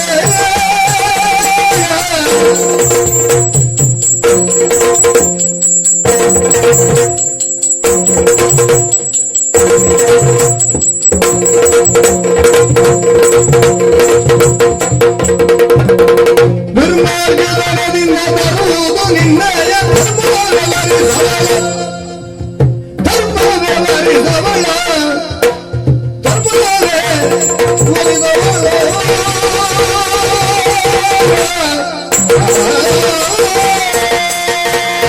ಭೀಷ್ಮ ಆಚಾರ್ಯವರ ಅಲ್ಲಿಗೆ ಹೋದದ್ದೆಲ್ಲದರ ಸಮರ್ಥನೆಯನ್ನು ಕೊಟ್ಟಿದ್ದಿ.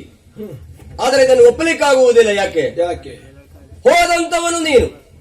ಈಗ ಯಾವುದೋ ಒಂದು ಅಧಿಕಾರದಲ್ಲಿ ನೀನಿದ್ದೀಯೋ, ಅಧಿಕಾರಕ್ಕಾಗಿ ಅಲ್ಲ. ಹಸ್ತಿನಾವತಿಯಲ್ಲಿ ಈ ಸಿಂಹಾಸನಕ್ಕೆ ನೀನು ಯಾರು? ಉತ್ತರ ಇಲ್ಲ.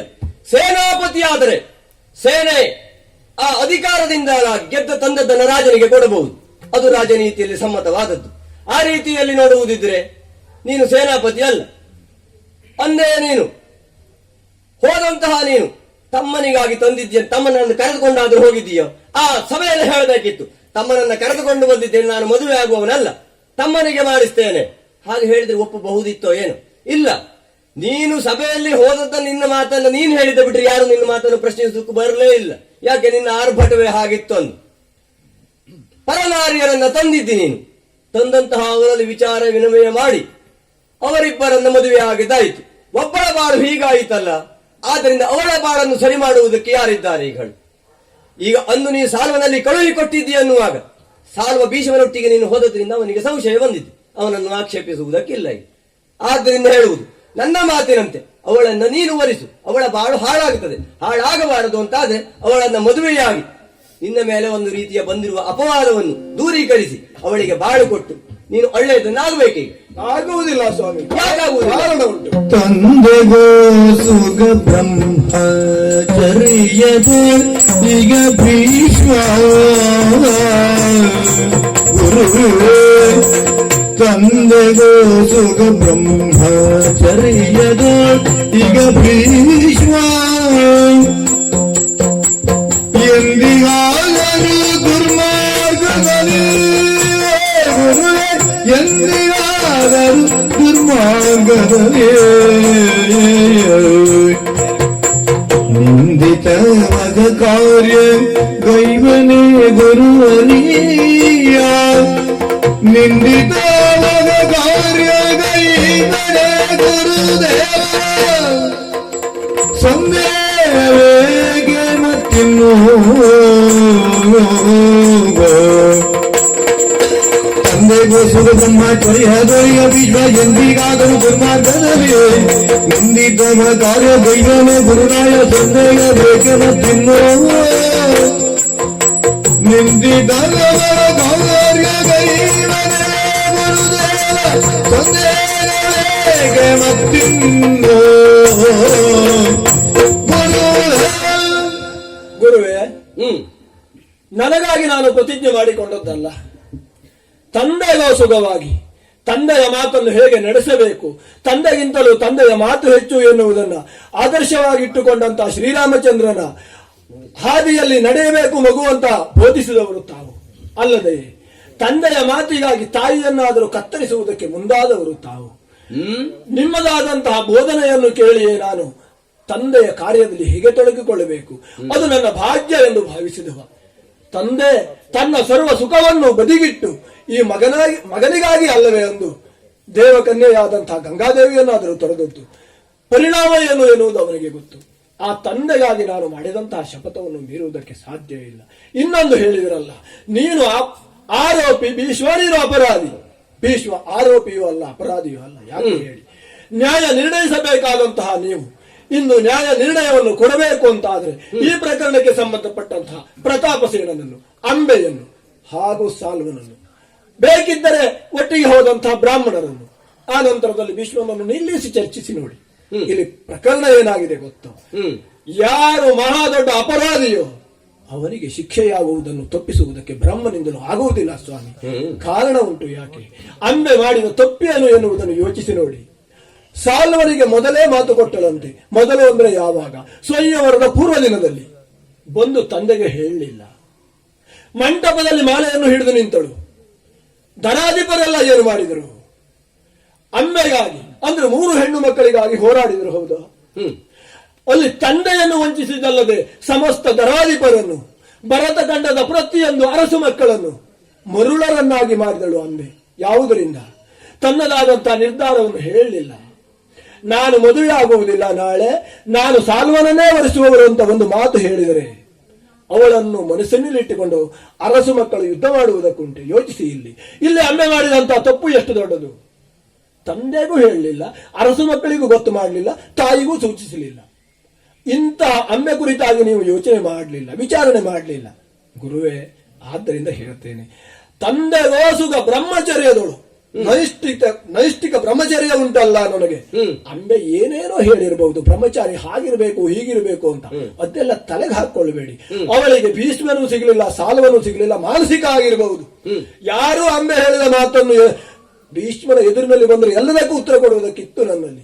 ಹಾಗಾಗಿ ಹೇಳ್ತೇನೆ, ನಿಮ್ಮಲ್ಲಿ ಏನೇನು ದೂರು ಕೊಟ್ಟಿದ್ದಾಳೋ ಅದು ಮುಖ್ಯ ಅಲ್ಲ, ಭೀಷ್ಮ ಏನು ಎನ್ನುವುದನ್ನು ನೀವು ಅರ್ಥವಿಸಿಕೊಂಡವರು. ಆದ್ದರಿಂದ ಹೇಳ್ತೇನೆ, ಸಾಧ್ಯ ಇಲ್ಲ ಸ್ವಾಮಿ, ಮದುವೆ ಆಗುವುದಕ್ಕೆ ಆಗುವುದಿಲ್ಲ. ಭೀಷ್ಮ ಸಮರ್ಥನೆಯನ್ನು ಕೊಡ್ತಾ ಇದ್ದಿ, ಆದರೂ ಒಪ್ಪಲಿಕ್ಕಾಗುವುದಿಲ್ಲ. ಯಾಕೆ? ನೀನು ಮಾಡಿದ್ದನ್ನೆಲ್ಲ ನಾವು ಯೋಚಿಸುವಾಗ ಇದು ದುರ್ಮಾರ್ಗ ಅಂತಲೇ ನನಗೆ ಅನಿಸುವುದು. ಅಂಬೆಯನ್ನು ಕೇಳಬೇಕು, ಪ್ರತಾಪಸೇನನ್ನು ಕೇಳಬೇಕು, ಅವೆಲ್ಲ ನಿನ್ನ ಬಲದ ಮುಂದೆ ಕೈಗೊಂಬೆಗಳಾಗಿ ಹೋದವು. ಯಾಕೆ? ಅವರಿಗೆ ಹೇಳಿಕೊಳ್ಳುವುದಕ್ಕೆ ಅವಕಾಶವೇ ಇಲ್ಲ. ಮತ್ತೆ ಹೆಣ್ಣೊಬ್ಬಳು ಮದುವೆಯ ಪೂರ್ವದಲ್ಲಿ ಎಲ್ಲಿಯೋ ಒಂದು ಮಾತು ಕೊಟ್ಟಿದ್ದಾಳೆ ಅನ್ನುವುದು ಗೌಪ್ಯವಾದ ವಿಚಾರದಲ್ಲಿ ನಿರ್ಣಯಕ್ಕೆ ಬರುವುದಿಲ್ಲ. ಯಾಕೆ? ಅಂತಹ ಸಾಹಸಿರ ಯೋಧರಿದ್ದಂತಹ ನಿರ್ಣಯವನ್ನೇ ನೀನು ಬದಲು ಮಾಡಿಬಿಟ್ಟಿದ್ದಿ. ವಿಕ್ರಮಪಣ, ನೀನೇ ಅಲ್ಲಿ ಸಾಮರ್ಥ್ಯದಿಂದ ಹೋರಾಡಿ ಅವರನ್ನ ಬಗ್ಗು ಬಡಿದು ಮದುವೆ ಆಗುವವನಲ್ಲ, ನೀನು ಆಗುವವನಲ್ಲ. ಮತ್ತೊಂದು ವಿಚಾರ ಕೇಳ್ತೀಯ, ಆಮಂತ್ರಣ ಬರದೇ ಇದ್ದಂತಹ ನಿನಗೆ ಹೋದದ್ದೇ ತಪ್ಪು. ಆಮೇಲೆ ನೀನು ಮದುವೆ ಆಗುವವಲ್ಲ ಅಂತ ತಮ್ಮನಿಗೆ ತರುವುದು ಅದು ಸರಿಯಾದ ಕ್ರಮ ಅಂತ ನನಗೆ ಅನ್ನಿಸುವುದಿಲ್ಲ. ಹಾಗೆ ಯೋಚಿಸುವಾಗ ನೈಷ್ಠಿಕವಾದ ಬ್ರಹ್ಮಚರ್ಯ ಅಂತ ಹೇಳ್ತಿ.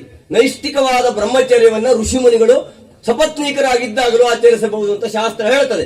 ಆ ನಿಟ್ಟಿನಲ್ಲಿ ಯೋಚಿಸುವಾಗ ಗುರುವಿನ ಮಾತನ್ನು ನಡೆಸುವುದಕ್ಕೆ, ಈ ಭೀಷ್ಮ ಹಸ್ತಿನಾವತಿಯ ವ್ಯಕ್ತಿತ್ವವನ್ನು ಉಳಿಸುವುದಕ್ಕೆ, ಪರಶುರಾಮರ ಕೋಪಕ್ಕೆ ತುತ್ತಾಗುವುದನ್ನ ನಿಯಂತ್ರಿಸುವುದಕ್ಕಾದ್ರೂ ನೀನು ಮದುವೆಯಾಗಿ ಸಂಸಾರಸ್ಥ ಆಗತ್ತೆ ಅಂತಾದ್ರೆ ಹಸ್ತಿನಾವತಿಗೆ ಒಳ್ಳೆಯದಾಗ್ತದೆ.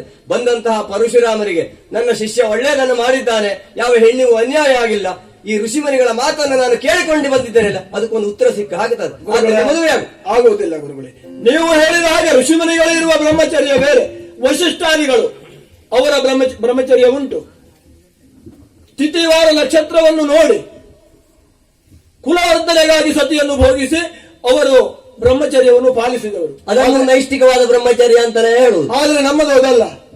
ನನ್ನ ಶಪಥ ಏನು, ಜೀವನದಲ್ಲಿ ಯಾವತ್ತೂ ಹೆಣ್ಣಿನ ಸಂಘವನ್ನು ಮಾಡುವುದಿಲ್ಲ, ಸಿಂಹಾಸನವನ್ನು ಏರುವುದಿಲ್ಲ. ಇದಕ್ಕೆ ದೇವತೆಗಳು ಮೆಚ್ಚಿಕೊಂಡದ್ದು. ಆದ ಕಾರಣದಿಂದ ಹೇಳ್ತೇನೆ ಗುರುವೇ, ಸರ್ವವನ್ನು ಅರಿತಂತಹ ನೀವು ಅದನ್ನು ತಿರುಸಿ ಕೇಳಿದರು. ಭೀಷ್ಮನ ಅಚಂಚಲವಾದಂತಹ ನಿರ್ಧಾರದಲ್ಲಿ ಬದಲಾವಣೆ ಇದೆ. ಗುರುವಿನ ಮಾತಿಗಾಗಿ ಇವತ್ತು ಮದುವೆ ಆದ ಉಳಿದುಕೊಳ್ಳುತ್ತೇವೆ. ಇಲ್ಲ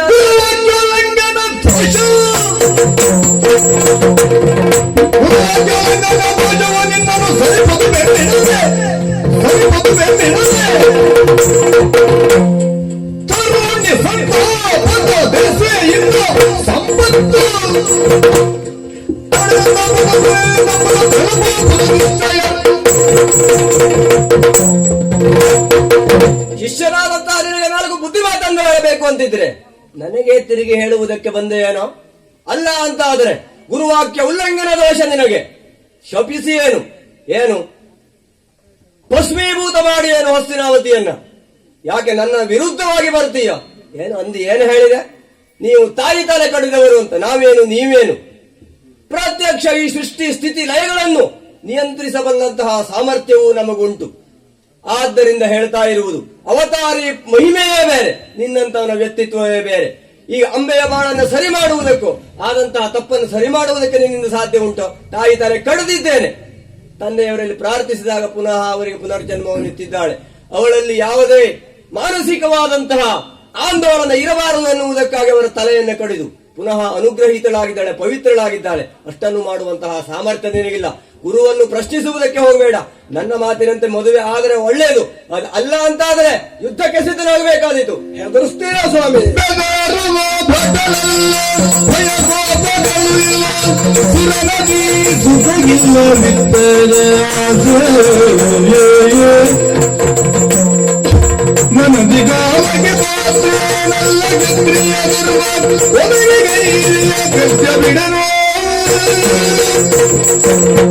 ಗುರುವರಿಯ ಚಿಕ್ಕವರಿರುವಾಗ ಹೆದರಿಸಿದ ಹಾಗೆ ಭೀಷ್ಮ ಹಾಗೆ ಮಾಡ್ತೇನೆ, ಹೀಗೆ ಮಾಡ್ತೇನೆ, ಸುಟ್ಟು ಹೋಗ್ತೇನೆ ಅಂತಂದ್ರೆ ಹೆದರುವವನಲ್ಲ ಇವ. ಅದು ಯಾವುದೋ ಬೋಧನೆಯನ್ನು ಇವತ್ತು ಬೇಡವಾದ ಬೋಧನೆಯನ್ನು ಕೇಳುವುದಕ್ಕೆ ಖಾಲಿ ಇರುವ ಪಾತ್ರ ಅಲ್ಲ ಇದು. ಅಮೃತ ಸಮಾನವಾದಂತಹ ನಿಮ್ಮ ಯಾವತ್ತು ಹಿತ ನುಡಿ ಇದೆಯಲ್ಲ, ಅಮೃತತ್ವವುಳ್ಳ ನುಡಿಯನ್ನು ತುಂಬಿಕೊಂಡ ಪಾತ್ರ ಇದು. ಖಂಡಿತವಾಗಿ ಇದಕ್ಕೆ ನಿರ್ಧಾರವಾಗಿ ಹೇಳ್ತೇನೆ, ಬದಲೇ ಇಲ್ಲ. ನೀವು ಹೇಳ್ತಿರುವುದೇನು? ತರುಣಿ ಸಂತಾಪದ ದಶೆಯಿಂದ ಸಂಪತ್ತು ಹರಿದು ಹೋಗುವುದು. ಯಾರಿಗೆ ಅಭಯ ಸ್ವಾಮಿ? ಸಂಪತ್ತನ್ನು ಆಶ್ರಯಿಸಿ ಈ ಸಂಪತ್ತಿನಿಂದಲೇ ಬದುಕ್ತೇನೆ, ಸಂಪತ್ತನ್ನೇ ಕ್ರೋಢೀಕರಿಸ್ತೇನೆ ಎನ್ನುವಂತಹ ಒಂದು ಲೌಕಿಕವಾದಂತಹ ಆಸೆ ಇರುವ ವ್ಯಕ್ತಿಗಾದರೆ ಅದೆಲ್ಲ ಚಿಂತೆ. ಯಾಕೆ ಬೇಕು ಸ್ವಾಮಿ ಈ ಸಂಪತ್ತು? ಈ ಸಿರಿ ಸಂಪತ್ತನ್ನು ಬಯಸುವಂತವರು ನಾನಲ್ಲ. ಅಲ್ಲ ಹೇಳಿದ್ರಲ್ಲ, ಹೆಣ್ಣಿನ ಕಣ್ಣೀರು ನಿನ್ನ ನಾಡನ್ನು ಭಸ್ಮೀಕರಿಸ್ತದೆ. ಈ ಮಾತನ್ನು ನೀವು ಹೇಳಬೇಕು. ಯಾಕೆ ಹೇಳಿ? ಈ ಹೆಣ್ಣಿನ ಕಣ್ಣೀರು ಅರ್ಥವಿಸಿಕೊಂಡು ನೋಡಿದರೆ ಅವಳ ಕಣ್ಣಿಗೆ ಅವಳೇ ಕೈಬೆರಳನ್ನು ಹಾಕಿಕೊಂಡ್ರೆ ನಾವೇನೂ ಮಾಡುವುದಕ್ಕಾಗುವುದಿಲ್ಲ. ಅವಳ ಕಣ್ಣೀರಿಗೆ ನಾವು ಕಾರಣನೂ ಅಲ್ಲ, ನಾವು ಪಾತ್ರರೂ ಅಲ್ಲ. ಸ್ವಾಮಿ, ಹೆಣ್ಣಿನ ಕಣ್ಣೀರಿನ ಬಗ್ಗೆ ನಿಮಗಿಂದು ಅರ್ಥವಾಗ್ತದೆ. ಯಾರಿಂದ ಎಷ್ಟು ಕಣ್ಣೀರು, ಎಷ್ಟು ಸ್ತ್ರೀಯರ ಕಣ್ಣೀರು ಹರಿದಿದೆ ವಿಮರ್ಶಿಸುವುದಿಲ್ಲ ಬಿಡಿ. ಆದ್ದರಿಂದ ಹೇಳ್ತೇನೆ, ಖಂಡಿತವಾಗಿ ಸಂಪತ್ತಿನ ಆಸೆ ನನಗಿಲ್ಲ. ನದಿ ಸುತನಿಗೆ ಯಾವುದೇ ಪಾಪದ ಲೇಷವೂ ಇಲ್ಲ. ಹಿಡಿಯ ಧನವನ್ನ ಅರವೇ ಬಿಡಿ ಬಿಡಿ ಅರವೇ ಬಿಡಿ ಬಿಡಿ ನಾನು ಎನ್ನಲು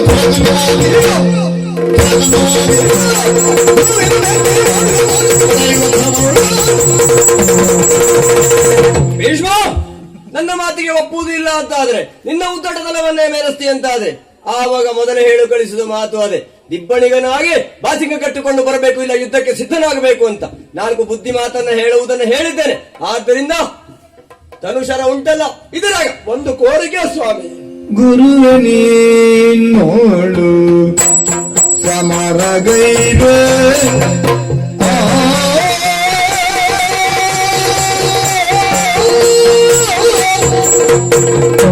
ಗುರುವೇ ನಿನ್ನೋಳು ಸಮರಗೈವೆನು ಹರಸುವುದು ಜಯವಾಗುವಂದಗಿ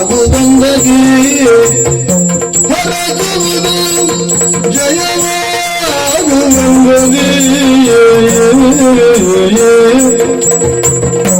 ಪರಮ ಕರುಣ ಸಿಂಧು ಎನ್ನುವುದರಡಕ್ಕೆ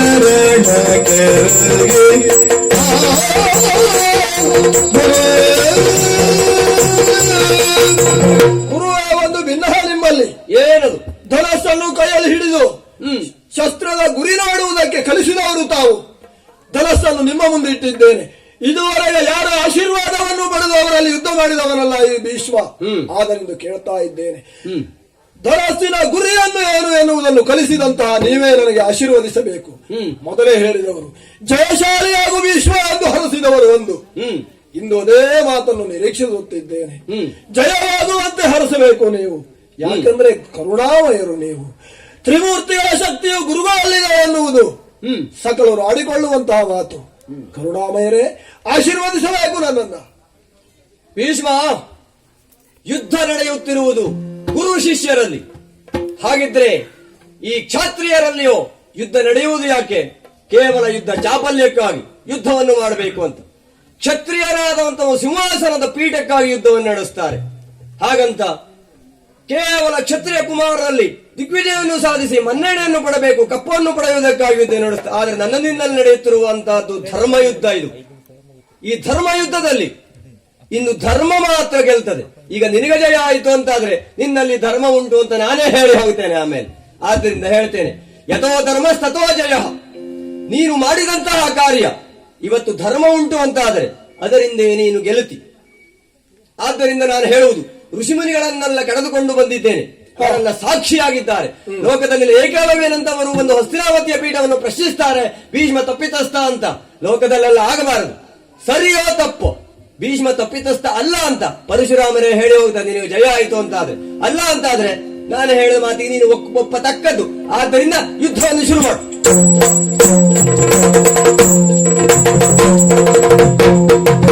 ಭಾಗ್ಯವರೇ, ಭೀಷ್ಮ ನಿಮಗೆ ಸೋಲುವನಲ್ಲ, ಯುದ್ಧವನ್ನು ನಿಲ್ಲಿಸಿ. ಪರಮ ಶಿಷ್ಯನೇ ನಿನ್ನ ಪುರಗೆನ ಮೆಚ್ಚಿದೆ.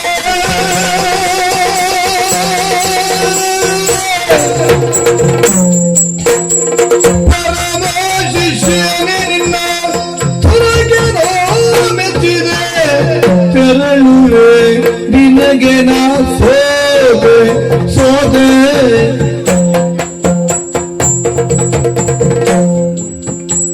ಹೊರಗು ಹಿಂದಗೆ ನೀ ತೆರೆಯೆಂದು ಭಾರ್ಗವನ್ ಅರುಬೀರಿಗಣ್ಣ ವಿಶ್ವನನು.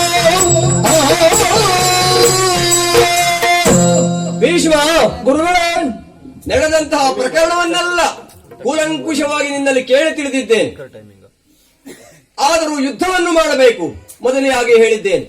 ಯುದ್ಧದಲ್ಲಿ ನೀನು ಜಯಿಸಿದೆ ಅಂತ ಆದ್ರೆ, ನಿನ್ನಲ್ಲಿ ಧರ್ಮ ಉಂಟು ಅಂತ ಆದ್ರೆ ನಾನೇ ನಿನ್ನನ್ನು ಉದ್ಘೋಷಿಸಿ ಹೋಗುತ್ತೇನೆ ಅಂತ. ಧನ್ಯವಾದ ಸ್ವಾಮಿ. 26 ದಿನಗಳ ಕಾಲ ಯುದ್ಧ ನಡೆಯಿತು. 27ನೇ ದಿವಸ ಇಂದು ನಾವಿಬ್ಬರು ಪಶುವಾಪನ ಶರವನ್ನು ಹೂಡಿದಾಗ ಶರೀರವಾಣಿ ಆಯಿತು. ಆ ಶರವನ್ನು ನಿನ್ನ ಮೇಲೆ ಪ್ರಯೋಗಿಸುವುದಕ್ಕೆ ನಾನು ಸಿದ್ಧನಾಗಿದ್ದೇನೆ. ಹಾಗಿದ್ರೆ ನಿನಗದರ ಮಂತ್ರೋಪದೇಶವನ್ನು ನಾನು ಮಾಡಲಿಲ್ಲ. ಹಾಗಿದ್ರು ನಿನಗೆ ಅದು ಯಾಕೆ ಬಂತು? ಜ್ಞಾನ ದೃಷ್ಟಿಯಿಂದ ತಿಳಿದೆ ನಾನು ಅದನ್ನು. ನೀನು ಯಾರು ಅನ್ನೋದು ನನಗೆ ಅರ್ಥ ಆಯ್ತು. ಆದ್ದರಿಂದ ಹೇಳ್ತೇನೆ, ದೇವತೆಗಳೇ ಹೇಳ್ತಾ ಇದ್ದಾರೆ, ಯುದ್ಧ ಮಾಡಬೇಡಿ, ಭೀಷ್ಮ ನಿನಗೆ ಸೋಲುವವನಲ್ಲ. ಯಾವ ಗುರುವಿಗಾದರೂ ಶಿಷ್ಯನ ಸೋಲನ್ನು ಕಾಣಲಿಕ್ಕೆ ಇಷ್ಟ ಆಗುವುದಿಲ್ಲ. ಅವ ಒಳ್ಳೆ ಗುರು ಹೌದು ಅಂತಾದ್ರೆ ಶಿಷ್ಯನೇ ಗೆಲ್ಲಬೇಕು ಅಂತ ಗುರು ಬಯಸ್ತಾನೆ. ನಿನ್ನ ಜಯ ಇವತ್ತು ಧರ್ಮದ ಜಯ ಅಂತ ನಾನೇ ಹೇಳ್ತೇನೆ. ಗುರುಗಳಿಂದ ಹೇಳುವುದು, ಅಂಬೆಯ ಪ್ರಕರಣದಲ್ಲಿ ಯಾರೂ ನಿನ್ನನ್ನು ಕೇಳಬಾರದು, ಅಷ್ಟನ್ನು ಮಾಡಿ ಹೋಗಲಿಕ್ಕೆ ಪರಶುರಾಮರು. ಭೀಷ್ಮನನ್ನು ಅಪರಾಧಿ ಅಂತ ಮಾಡುವುದಕ್ಕೆ ಪರಶುರಾಮರು ಬಂದವರಲ್ಲ. ಅಂಬಾ ಪ್ರಕರಣದಲ್ಲಿ ನೀವು ಪ್ರವೇಶಿಸಿದ್ದರಿಂದ ಭೀಷ್ಮ ಅಪರಂಜಿ ಅನ್ನುವುದನ್ನು ಸ್ಪಷ್ಟವಾಗಿ ಗೊತ್ತಾಯಿತು. ದೇವತೆಗಳೇ ಹೇಳಿದ್ದಾರೆ, ಭೀಷ್ಮ ನಿನಗೆ ಸೋಲುವವನಲ್ಲ ಅಂತ. ಆದ್ದರಿಂದ ಯುದ್ಧವನ್ನು ನಿಲ್ಲಿಸಿದ್ದೇವೆ. ಗುರುವಿಗೆ ಮತ್ತೊಮ್ಮೆ ಕಾಣಿಕೆ ಇತ್ತು, ಮಂಗಳಾರತಿಯನ್ನು ಮಾಡ್ತೇನೆ.